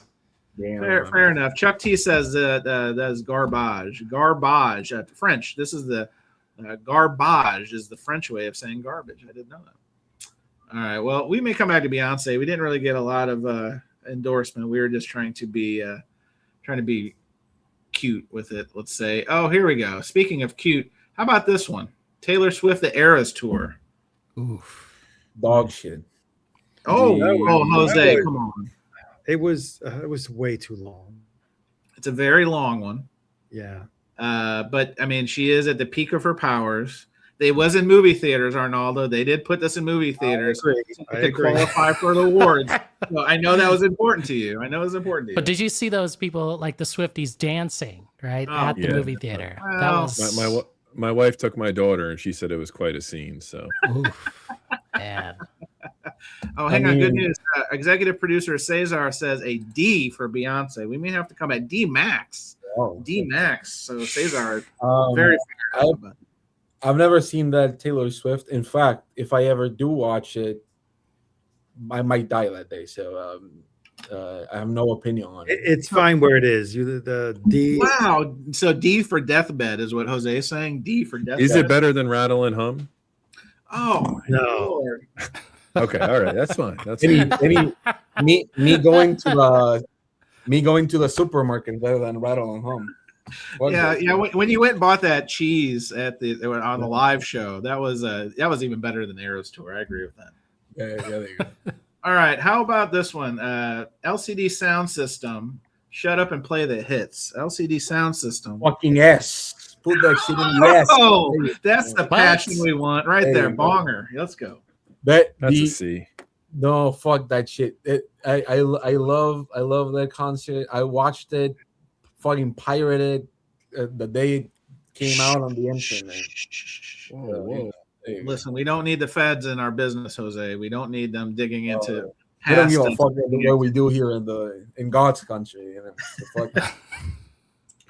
So B tier? Help me out, guys. Help me out. Is this I haven't watched it. I haven't watched it, so I don't. I can't. Well, I said S. Nobody. What is this shit? It's amazing. I mean, They play all the hits. we're, New we're, York, we're I love listen, you. we're getting some feedback. Sean, the Vinyl Dreamscape LCD sound system was great. I have a question. So Just try being a teenager and is live through this- LCD system. the Sorry, concert Mello. when It was the final show. It was supposed to be the final show. quote unquote the final show. Yeah, but it went like 6 years after. Quote unquote. the Yeah, but it final was show. for a long time. You know, one of the best shows I've ever seen in my life. Whatever. Live. Gimme Shelter was the Stones' first farewell tour. It's fine. I'm just gonna say LCD or yeah. LCD. Well, you know, Jason has a point there. I mean, Jason's making a strong point. He's making two of them, two strong points. So we'll put this at a C. No, what the fuck is it? No, wait, who's seen it? Who's seen it? Me? I haven't seen I've it, so seen I, it. that's why I haven't said So shit. I say S, and he all right, said Chris, what? you've seen it. Where do you go? Where do you go, Chris? I would give it a. I lived through it. Just put it in B. It's fine. Wait. The between an S and a B, it's an A. So, you know. You want to split the difference? All right, let's Yeah, split the difference yeah. for now. Let's split the There you difference. So, Tokyo Brian, thank you. Tokyo Brian says, "Can I shame these jabronis?" There we go, about their ignorance of rattle and hum. What? Brian, that's a. I don't know if that's a hill we want to die on, my friend. That one could Look, be. Lock That one- him. uh, Lock But of course, we play the hits here. Right, No, that was- no one's ever said that. Do you think The Edge has ever seen that piece of shit movie? Oh, of course not. he has. Of course he has. He goes Oh. to sleep on it. Because he had hair back then. Oh well, he That was like probably 100%. sleeps on it. Yeah. That's right. All right, What shades of sunglasses was Bono wearing on that one? That's what I want to know. Let's do it. This one should be a no, my opinion, a no question first ballot S1. Talking Heads, stop making sense. Oh, That's S. an S. Yeah, Probably Get one out of of the here. greatest. Wow, we might actually all agree on this one. Jason, please. Jason Rojas. Let's look at the list we have here. We'll give that Oh one my an A. We'll give it an A. Oh, I don't know. You're insane. I think Okay, stunty. Like, what the hell is that? You know, he's being Jeez. contrarian for the sake of being contrarian, I think. Which, if someone could talk us out of it not being one of the Mount Rushmore of concert films, I mean, come on, it's it's amazing. It's Yeah, incredible. yeah. The music, the gray suit deal. I mean, who was the director as one of the Jonathan Demme, brothers? right? Yeah, Jonathan the Demme, Demme yeah. brothers. That's right. I mean, it's got. I mean, I will say, Cesar says it's an A, not an S. I don't know. We may have to Get disagree. Cesar, what the fuck hell's Cesar. wrong with you? but I will say that I'm more of a true stories guy. But, Oh, prop time. Of course you are. Of course. All right. because this has a bunch of great stuff, So. That's right. But it's not a concert. It's not. It wouldn't have qualified. You're right. How about I saw someone in the gallery ask for this one. Led Zeppelin song remains the same. Since Jimmy No, Page was the sloppiest guitar player ever, Whoa! No shots fired. we would give this maybe a C plus. No, I would give it an A because you know what? As a kid, when the first time I saw it and the werewolf shit happened, What? it was really good. I think it's. I mean, guys, it's got to be a B. It's Led Zeppelin. Yeah, as it's much a as B. I don't Gotta really be a like C. it, At least, it's a B. at least No, B. I mean, look at this guy in the suit. You just gave him an S. Well, Yeah, I gray don't suit see- David Byrne. Yes, and that's not even Jason- when it was inflated in its maximum. Go Jason, fly a this kite, is- Rojas. This is not working. You It's not, scroll. this is not happening like with the Madonna and the Bazungas thing. This is not gonna Yeah. appeal me to give it a Yes. more. So the Okay, Dr. Johnny Fever is here. He says the Zeppelin's an A. So there we go. Jefferson says B for the songs, D for the video vignettes. Oh, is they're it- really is it good. D? I enjoy. You know what? That's one of the first concerts I was like, you know what? Great. I don't have to watch these dog shit footage all the time. I can watch dream sequences, they're really nice. So I enjoy it. I enjoy it. Thank you. I haven't watched it in 10 Chasing years. Records. That's it. Thank you. Chasing Records. Maybe if Led Zeppelin was good, it would be higher. Oh no! This is Oh, how I'm just the kidding. show I'm just ends. kidding. I'm just kidding. I'm just kidding. Relax. All right. How about this one? It's not This rattle one's and hum. That's what you're saying. well, this one's right in your wheelhouse, Groove Seeker. The band, The Last Waltz. This is like a quadruple S. This is an What? S because Neil Young's cocaine booger. Come Yeah, on. because they had to airbrush a cocaine rocket. on Well, Neil they had Young's to. nose. You know what? Well, Jason, they had one of the first times they used the digital effects on movies was they were taking off the snot, the cocaine snot that Neil Young The had. Rock. Yes, The Rock. This is an S. This is like a touch above. Stop making sense. Whoa! Do you know, I mean, Chris? But did you know that Mazzy was at the Last Waltz thing? That's I mean- why. and It just Mazzy was there accelerates too. it. So there you go. It's One of the done. funniest stories about the Last Waltz was Levon Helm in his book. He says Robbie Robertson's mic was not even on, and every time like they panned to Robbie singing in the mic, Levon was just like, "I cringe." Like, oh man, yikes. Well, the times you see Richard Manuel on video on that concert is like 2, So and Robbie Richard Manuel Robbie fan- smokes Clapton. Robbie smokes Clapton in that. I know maybe yeah, Clapton gave him all a nod, those, but all Robbie those, just Clapton Robbie buries him. was full of every pharmaceutical drug Like- known to man at that time. As I think they a- should put as a back the dog- cocaine booger, right? They should just put Yeah, it back. as the- Bring it yes, back. they should. Bring back the cocaine booger. I like where this is going. as a big Bob Dylan fan, I'm Oh. sad that Bob Dylan didn't want to get all the songs on video, but Wait, you're missing the I best enjoy part though. You're missing the best part. What puts this at the S tier besides Mazzy being there is Neil Diamond in that blue suit, man. Come on. oh, Do you know So- Levon's book? So, He gets approached Neil- like, "Go ahead."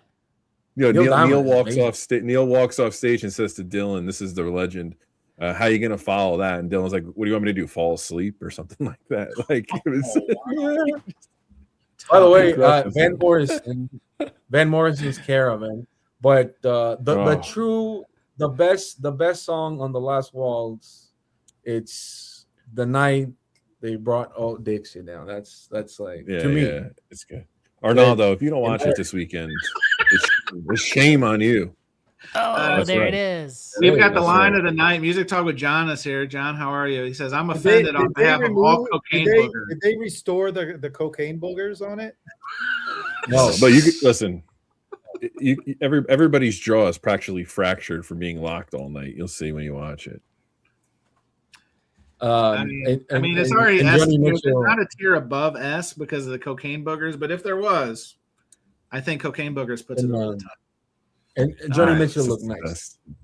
Yeah. All right, that was I think that was almost unanimous, guys. I think that's pretty good. How about this one? Grace Jones, a one-man show. I have no idea I have what the no fuck idea they how do. that even ended up there. I love Grace Jones. I've seen her live. I don't That's know. a deep cut. That's a But deep, it's- nobody it's- remembers that. It's got to be better than Rattle and Hum. So Oh, Adam it's an Clayton. A. I'm sorry. Adam Clayton is a big fan of Surface Noise. I'm sorry, Adam. They're killing you But tonight. because she's Grace Jones, it's got to be a B. Oh no, we're not. We're not going to just on reputation. We're not going to make the film a B. it's better than it's got to be better than Rattle and Hum though. Well, So It must, I've yeah. never seen it, so we can't rate it. Put it down. all right, let's do it Well, live. we never Live seen stream it. right? Put it in the D. Fuck that.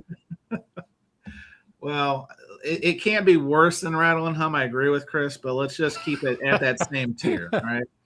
All right. How about here's a fun one. The Beastie Boys. This was, I think, a Madison Square Garden. This was all fan film, right? They gave fans, they gave fans camcorders to film the show from the pit. A tier. Amazing. A for tier. amazing. Okay, I like that one. That's fun. The only critique I have is I wasn't in it. Yeah. Okay, but listen, that's a fair charge, Jose. I don't even know were you in your would you like to say your father's nutsack when this came out, or was this well after you were born? What? It could teeter on the S because it's so innovative. I agree. Well, yeah, Vinyl Dreamscape. Jefferson says B. Ooh, Jefferson. BC's is a B. What the? Wow. Jefferson, Oh, I thought man. you were a friend of the show. What happened? All right, I did see this one. So another Stones. This is the Scorsese film. This is Shine a Light. Shine a Light. That's- Where do we that's, put this? That's a B. That's the That's a one B. with That's a B. that's a the one- Christina the one that Aguilera was- one, right? Yeah, that's the one that was done at the A B. guest on it. Yeah, Beacon I would Theater. put it in the C. I would put it in the C. You know what? But it's better than Rattle and Not bad. Hum. So No, it's a B. Well, that's true. How about the Monterey Pop Festival? The Monterey that's Pop. an A. That's an A. I haven't seen No, that. that's in C. That's an S. I would put it in What? the S. Chris, why do you say it's an A? Educate us. Educate us. Hendrix, Otis Redding, I think Janis Joplin. Well, There's a bunch Leonard- of great legendary footage. Oh, Right. I like Leonard it. I like Cohen. it a lot. I don't know. Did you say Leonard Cohen? Yeah, Leonard was it? Cohen. No. Yeah, Leonard No, Cohen. I was thinking of Isle of Wight, but yes, I did say Leonard Cohen. There's No, a but Criterion. yes, but- There's a Criterion box set of that too. We get Yes, this Who? way. yes. Mazzy, were you at this festival? Mazzy was the roadie. As he wants to give it an A. I don't know. I Unless think he it's was an A. there. Unless he was there. It's hard to say. We'll give this It's an A. A. Yeah. Okay, we're gonna graduate it to an A. Okay. Arnaldo, you've definitely seen clips from it. It's Maybe I did. Yeah. No, Woodstock is where he lit the guitar on fire, right? No. well, he did it. He did it. Well, He did it here. He did the that's Star one- Spangled Banner in Woodstock. That was the big. Okay. Is it at Monterey or Isle of Wight? Where did he light the Monterey. guitar on fire? Monterey? Monterey. Yeah. He played during the day in Woodstock. It was all muddy, looked like dog shit. Jeez. Yeah, he looked like it. Oh, this is a good one. Monterey Pop should get an A just for Mama Cass watching Big Brother. Was she eating a ham sandwich? Was this like the precursor to her downfall? You're- Is that a Man, pet that's joke? cold, bro. Hey, all I know is record Who's next, today. Karen? hang on, Tom like this. Record Store Day, they did that Mama Cass record. I saw it at 2 different stores with 2 different covers for $6 or less. So don't play the fool. Don't play Record Store Day version. All right. How about let's just do it. Woodstock. Where do we? This was like one of the original pop culture. It's got to be an S. I mean, It's got to be either a an B. S or an A. It's got to be a B. Whoa, No. B, Jason. no. Why, No, why put a it in B the for S. Woodstock? It's got everything. Well, almost everything. Almost everything. Oh, here the San Francisco guys have weighed in on Woodstock. S. What? S. No. Wow. Of course, it's an S. What is this? It's a failed festival we all remember, and that's great. All right. It's a fail in the sense that It's they got, didn't it's got an S.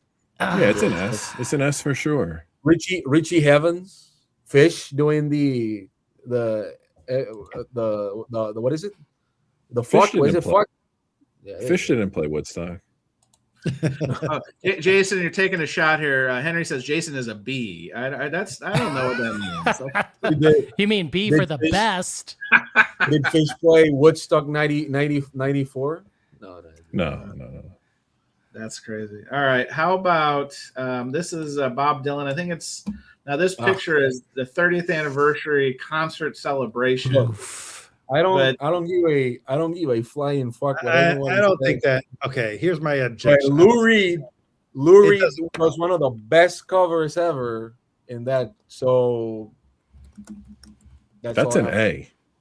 I don't That's think it. it counts. It's a The Lou concert. Reed cover. It's It an was that it was filmed and it was never really broadcast anywhere other than on DVD, right? No, it was a CD. One- CD's nuts. Yeah. I don't know if it was in theaters. There's only one man we can ask. Mazzy, was this in theaters when it came out in 1991 or 2? Massey whatever it found was? Is it. this the one where they booed Sinead O'Connor? Yeah. Yes. I saw it then. So D tier is this No, D for Dylan. Ah. D for Dylan? It's I like an it. A, at least an A. If we give But, Beyonce a B Oh. for Beyonce, D for Dylan sounds about right. Jefferson just dropped some info. Pay per view, so it was televised. Okay. Okay, pay per view. It's an A. Think about the lineup on that. Mazzy in has that chimed show. in. It was short run in theaters, so it qualifies. Well, just like the Eras tour, they put it in theaters so they could get award consideration. Look, he was at the show, so fuck you, Wow. you, and me. Mazzy was at the show. Yes. Was that So, at Madison Square Garden? It was at the Garden, baby, the Mecca. It was at Massey's house. Oh, was it Mazzy's house? I've been there. It was at Mazzy Square Garden. Mazzy Square Garden. What a venue! Mazzy Square Garden in Seattle is the best. The real MSG. 4-ply toilet paper. It's wonderful. It's a cushion for your pushing. It's amazing. It's amazing. I love it. All right. So it's an A. Gosh. No. So I guess it gets an A. Yeah, it's an A. It's an A. Of course, it's an Everyone's saying it's great. A. It's an A. No. Of course, it's an A. Guys, let's Guys, move it up. 91, 92. Bob Dylan. Come on now. Yeah, I don't know. It's a hard sell. That's a hard sell for me. I don't Have you know. guys seen it? I've I haven't seen seen it. it. I haven't seen it, so I can't. That's what I mean. I'm kind of like, What are we talking about? Oh, the same. Yeah, it's an A. Tell them, Jose. It's an A. What the fuck is he doing in the seat? It's an A. we'll put it. We'll graduate it to a B. I think that's a B for Jason. What everybody except Jason is saying it's good. I put it in the S, and everybody else put it in the A. Oh my gosh, guys, hang on. So this is what I mean. This is why bands break up. They do rankings and they do concert film rankings, and the next thing you know, they're not together anymore. So it's a sad state of affairs. Let me throw that back up. I added a couple more. I see people just clamoring to add things to the list. So I'm trying to be, I'm again, into this. the people. Hit that like button or dislike button, please. I'm here let's until Jose and I fight, so we could do this all night. get out the rock. There's a rock fight coming. All right, let's do the king. The way it is. That's the way it is. Does Okay, anyone that- want to? That one's better than that new movie released. So we give this we'll give this an A. We'll give Whoa. this an A. An An A. A. Yes. A. Because he was coming back. He was telling you this is the way it is, you know? Instead of that's the Not way that. it is. Not this is it. but this is the way it is. Yeah, this is it. I'm sorry. That, Do you see no. how that other person was trying to copy? You see? Yes. You see where I'm going? Look, talent borrows, genius steals. That's how the line That's goes. right. All right.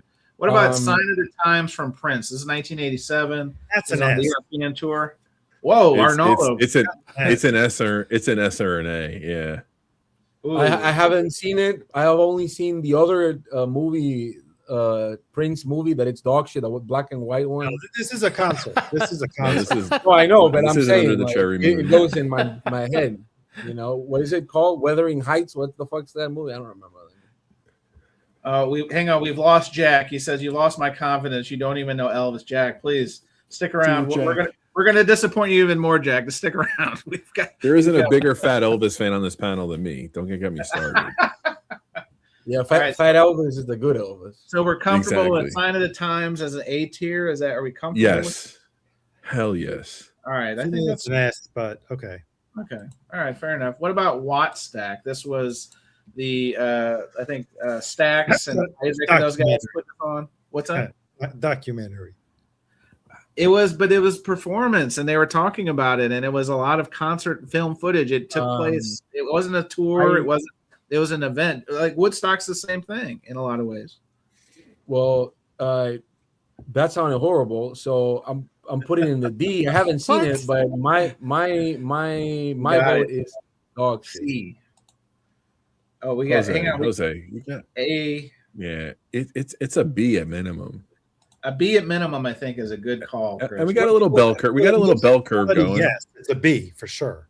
Definitely. Well, especially because it did get a second run with the documentary.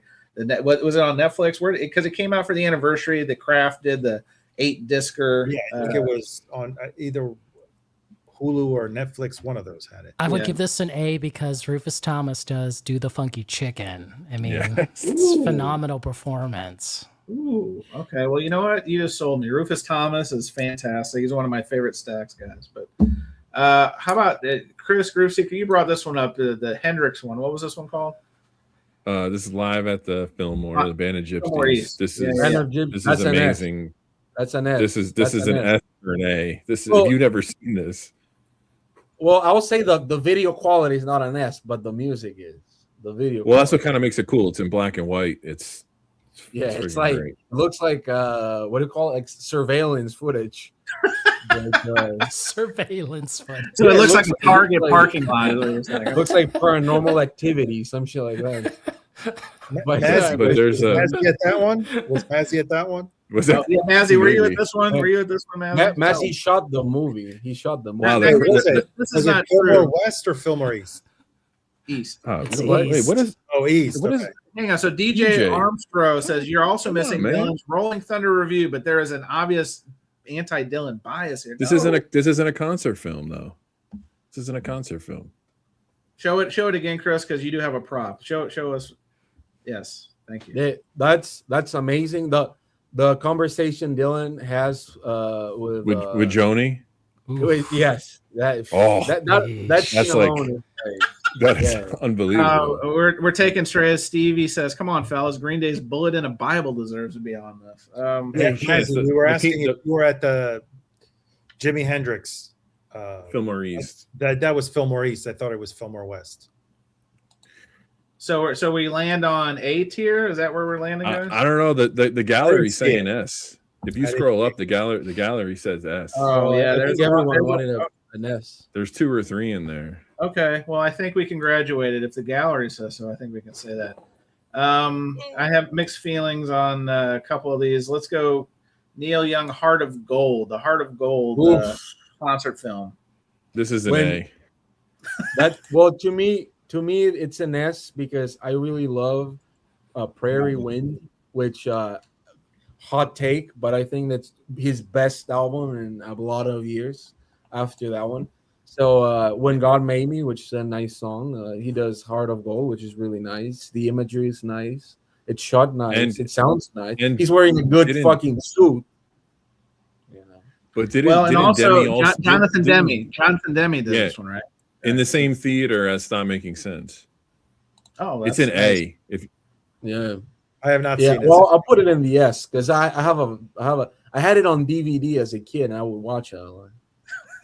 Was that like one of a handful of DVDs that you had as a youth? Oh, I love it. No. I had a lot of DVDs growing up. All right, I appreciate that. What about this Doors one? This I think live at was it the Hollywood Bowl? I think it was. Anyone seen this one? Yes. Okay, Jason, you've seen it. Where would you put this one? D for Doors. Just kidding. Done. It's not bad. It's not bad. That's not the one where he exposes himself, right? That was in Miami. Yes. The Doors D. Yes. Doors. I think, yeah, let's just keep that the same way. I kind of like that for sure.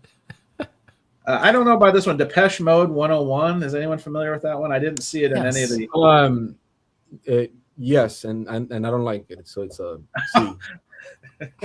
How about this one? Groove Seeker brought this to my attention. The Oasis Nebworth 1996 film. Man. I'm gonna give it an A. So It's not you guys have Well, to of course, you brought it to the table. Of course, You're gonna have to bring it down. Does not qualify. I would say It was in B. theaters. I would say B tier. B tier. I don't know. I Yeah, haven't B tier is good. It's classic. All right. Well, what else we got? We're round in third coming home. Now, let's do these, and then there was a couple we weren't sure how to rank them because there was let's call it contrasting opinions if they should rank. How about the concert for Bangladesh? I am on record as saying George was the best Beatle. So what That about is either an S or an A. That's an A. That's the only show that Dylan showed up. Because when he died, he was like, "Fuck that shit, man." I mean, George's voice is a little roached in this one, right? Like George's voice was hurting for certain, I think, in this performance. The Ravi Shankar opening tune is really beautiful, and I think that everybody was on their A game. I think Ringo Starr was out of his mind in cocaine, but that's pretty amazing. Hey, I do have a Billy Joel hot take. Music Talk with John says, "Where's Billy Joel live at Chase Stadium?" I do have a Billy Joel hot take at the end of the show. I'm saving for the last. Jeez. All right. So we're saying S tier or A tier, guys? I would say A. A, maybe A. All right. Well, let's do the companion for when George passed away. The concert for George. I think this isn't as good, but that's. I think that's an A, either an A or a B. It's a B. Any objection to B level? I think it's not as good as Concert for Bangladesh myself, but his voice was good. Which one am I thinking of, Mazzy? That George's voice was roached. There was a concert film that he had no business singing, but he was, drugged out. I think was that time. Now this one was a little polarizing. Before we talked on the show, the Live Aid. There wasn't really a film; it was more of a television performance, but it was a lot of concert footage and. It was a pop culture for the event and for the music and the importance. It's definitely an A. Does it qualify as a film concert? No, that's the rub. We give this an S because Led Zeppelin reunited and it was so bad and awful. We give this an S. What? Come on. Two drummers, Tony Thompson, Phil Collins. They sucked. It was just bad. So S. No. Oh, man. Come on. How about, Rattle and Hum set the low bar here. Can we just put it at C maybe just for fun? But it did raise money for, famine relief. Let's maybe do that. Oh, Tokyo Brian, I'll die on this hill. Yes. The concert for George was nice and it was very cute, but not as good as concert for Bangladesh. Yeah. Yeah. I can't do that. This is also another one because technically it wasn't a cinematic release, but Groove Seeker brought this up. Nirvana Unplugged as a live performance. It's an S. It's an S. This is an S. Yeah, if we're talking live performance, yes. But if you put it in the same league, you can't put it in the same league as Stop Making Sense and The Last Waltz, right? It might be better. I knew this would wake it up. I'm just kidding. Cesar just literally exploded. His head exploded. He exploded in his shorts, like everything. I get what you're saying, Arnaldo, because I have a bunch of stuff here that I brought that doesn't qualify that I thought would. Who directed that? Kurt. I don't know. Jose, what is your cat? Concert film. Eddie My- Vedder my did. cat- Not the MTV camera guy. Lars Ulrich, Oh, Lars did this. who All right, hang on. directed I'm adding a couple MTV. more. We're getting some more entries. Again, this is why the gallery is great because Because this for that the we can show bring of out the- other unplugged, right? There's tons of Yes. other unplugged that should be mentioned. Yep. Shakira, Soda Stereo, one of the best. Alice in Chains, the Motown Unplugged, Arrested Development, Fair enough. All right. Dashboard Well, Confessional. Just kidding. so I'm gonna remove it. We just can't. Oh, That's an S, super. man. It technically isn't a film though; it's a performance. That's like, I don't know. I mean, to that logic, then we need to take Live Aid off. We have to be Oh, true. man. We have to be true and consistent. If anything else, guys. That's. If anything else. Can we get the Shane drop on this, please? Ask and you shall receive, Chris. Oh, All right, here a couple more, and then we'll close it out, and then we'll talk about Billy Joel Heresy real quick. Summer of Soul. This one was so while it was a streamer and there's no theatrical release, I would argue that it was an actual concert film because it was a concert event that was filmed, and then they told a story. Is it a documentary? Is it a concert film? Tomato, tomato. What do you guys think? It was nominated in the documentary of the Oscars. Wow. Oh my gosh! Oh my gosh! Didn't he win also? Didn't Questlove win? I don't know that. he might have. Or at least it was I think nominated. he did. I think he All right, won. fine. I'll take it off. Ooh. Documentary. We're listen, Tom. If you're still here, we're going to do documentaries this summer. But you know, if we're taking it, I think it could be in because it's very different from the broadcast events because this was like it was an entire performance that was made into a documentary to tell the story of it, right? So I think unlike the other two, it can be included. That's my opinion. What does the panel think? If Nirvana Unplugged isn't on this isn't on this. That's what I mean. If we're setting standards, It's two different things. All right, let's do this because these are very polarizing. This is how bands break up. Cream Royal. This was at was Albert Hall. Yeah, I did not see that. You did not. It might not be better than Rattle and Hum, so I'm giving it a C. See, What? fair enough. I mean, Ginger Bakery. Yeah, I can do it. And then the gallery was clamoring for this one, Depeche Mode 101, film I haven't seen. It wasn't on any of the lists. I went to the interwebs for. Where do we rank this one, guys? No, I like the songs of Faith and Devotion tour better than this one. Ooh, so Let's say N for nap. C level. C level. D for Depeche Mode. Oh yeah, D for Depeche Mode. I like what you did there, Jason. I think we can do that. Joel is here. Static ATX Records. Check them out. Is that U2 Rattle and Hum at C level? Yes. You missed a very murder. It was an assassination attempt on Bono with this film and how we ranked it. Now there's some other ones apparently we missed. Where the F is the year punk broke? Yes. Listen.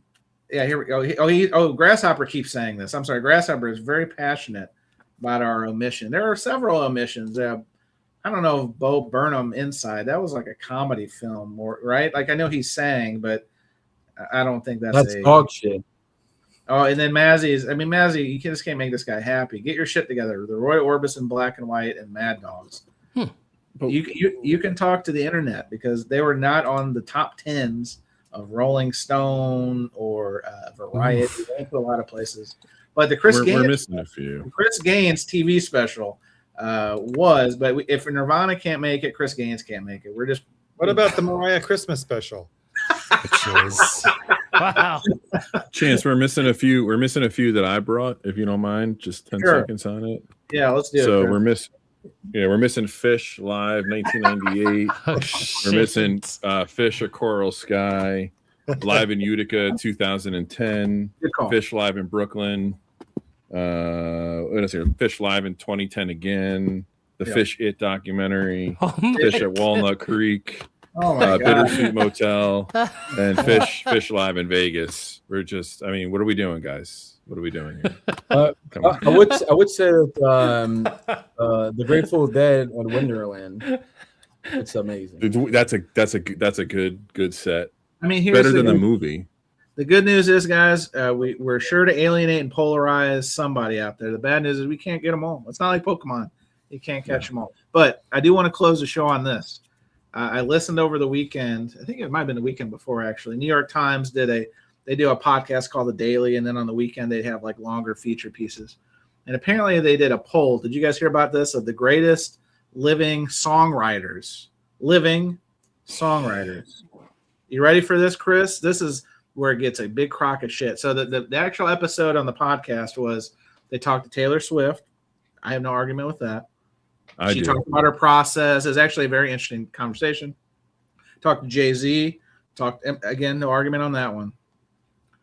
They made it a running joke, but the one I really had an issue with, the omission that really pissed me off. Music Talk with John, if you're here, you'll appreciate this, was William Joel, the piano man, is not considered one of the 30 greatest songwriters, living greatest songwriters of all time. Jason, yes. Show the people, even bearded William Joel. So New York Times, I've got something for you, New York Times. And it goes something like this. Shame!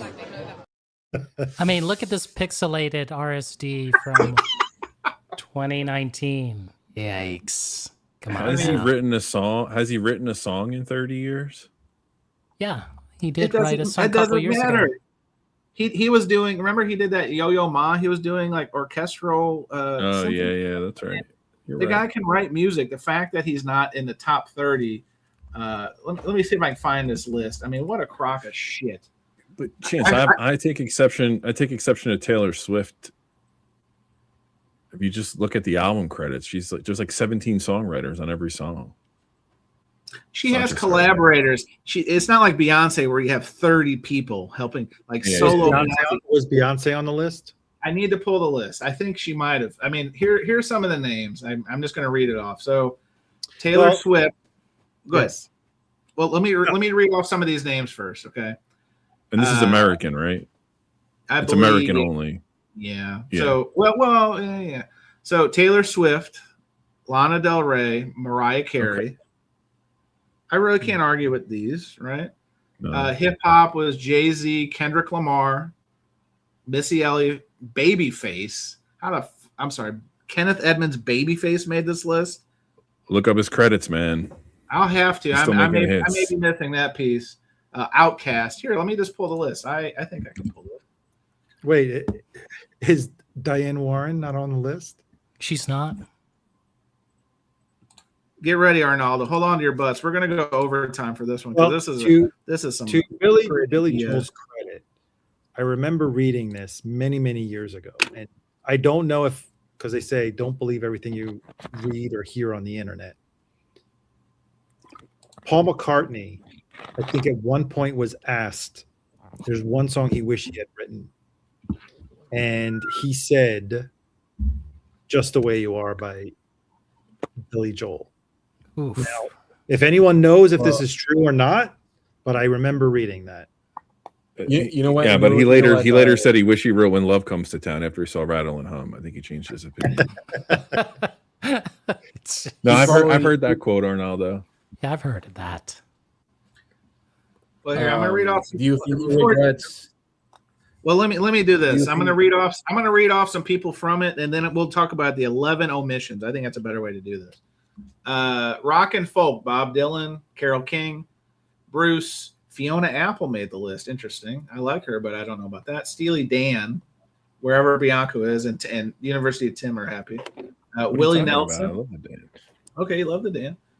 Country and songwriting teams: Dolly Parton, Brandy Clark. So now this is where I got a little aggravated because these are like the songwriters like that help craft the songs. I get it.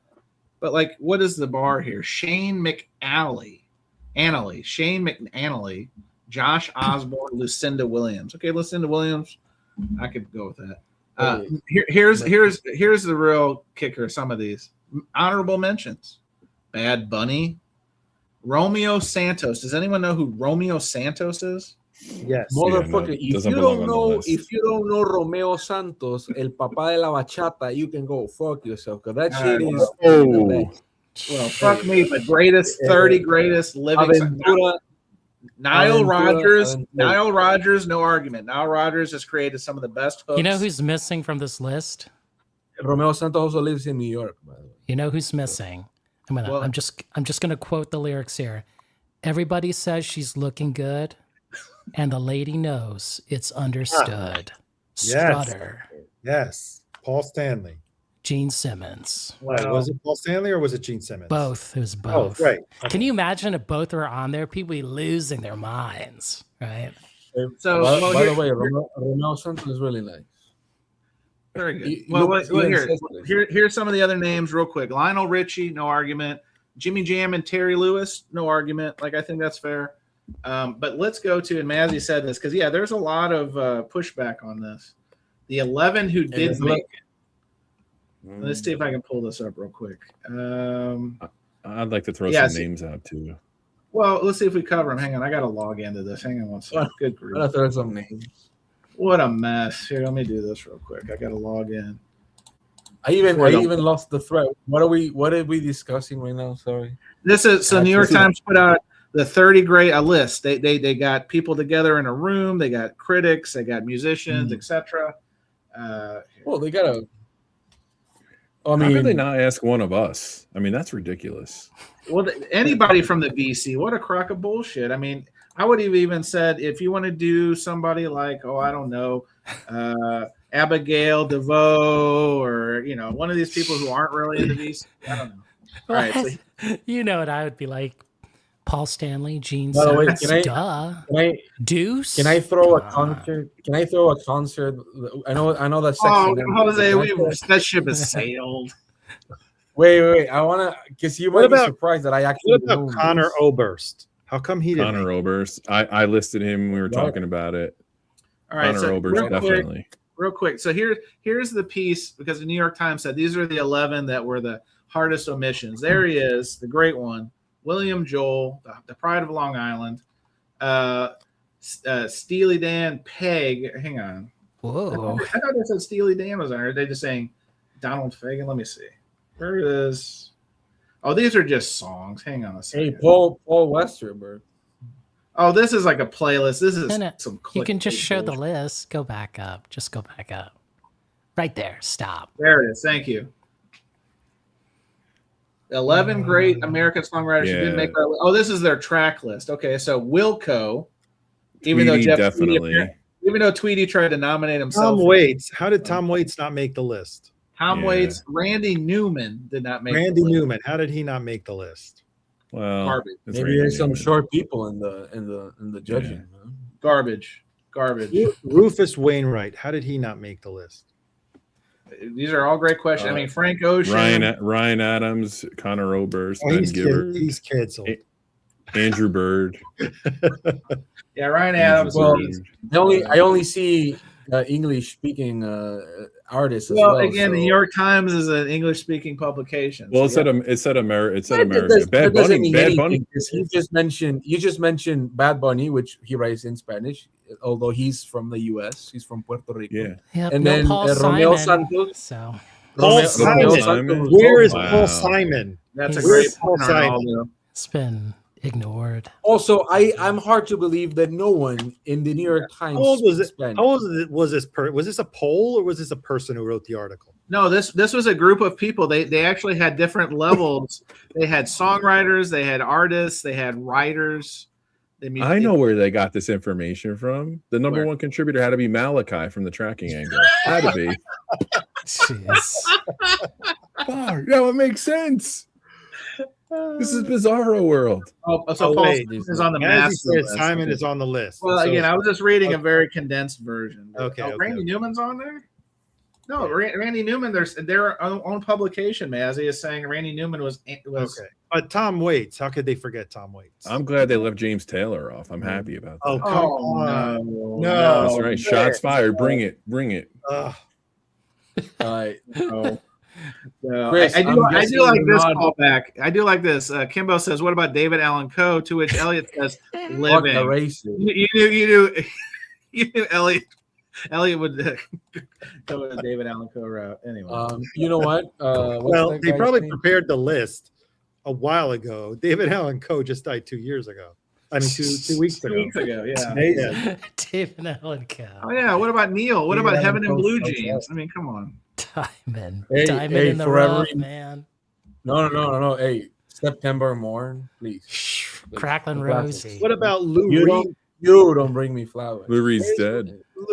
Oh, dead. Okay, sorry. Yeah, Living. living. Elvis Costello Well, is I would put British. is Nick Cave on it? Is Nick Cave on it? American. Jose. I'm not sure. Oh, American. Only I asked and nobody said shit. I was like looking away. No. Point being, these things are Well- always great for clickbait and selling and all that kind of like. Remember Rolling Stone greatest albums of all time, greatest guitar Love players of all. that stuff. It's great for conversation and bullshit like this. But the reality is you can't like measure art. Like this. Was David Byrne? I love actually, these well, lists. David Byrne is not even American, right? No, he grew up in Even Baltimore. nationally? Oh, Baltimore. Yeah, but He's from he was Baltimore. born. No, but he was born in what? He was born in he's Scotland, I think, right? Scotland, Oh, right?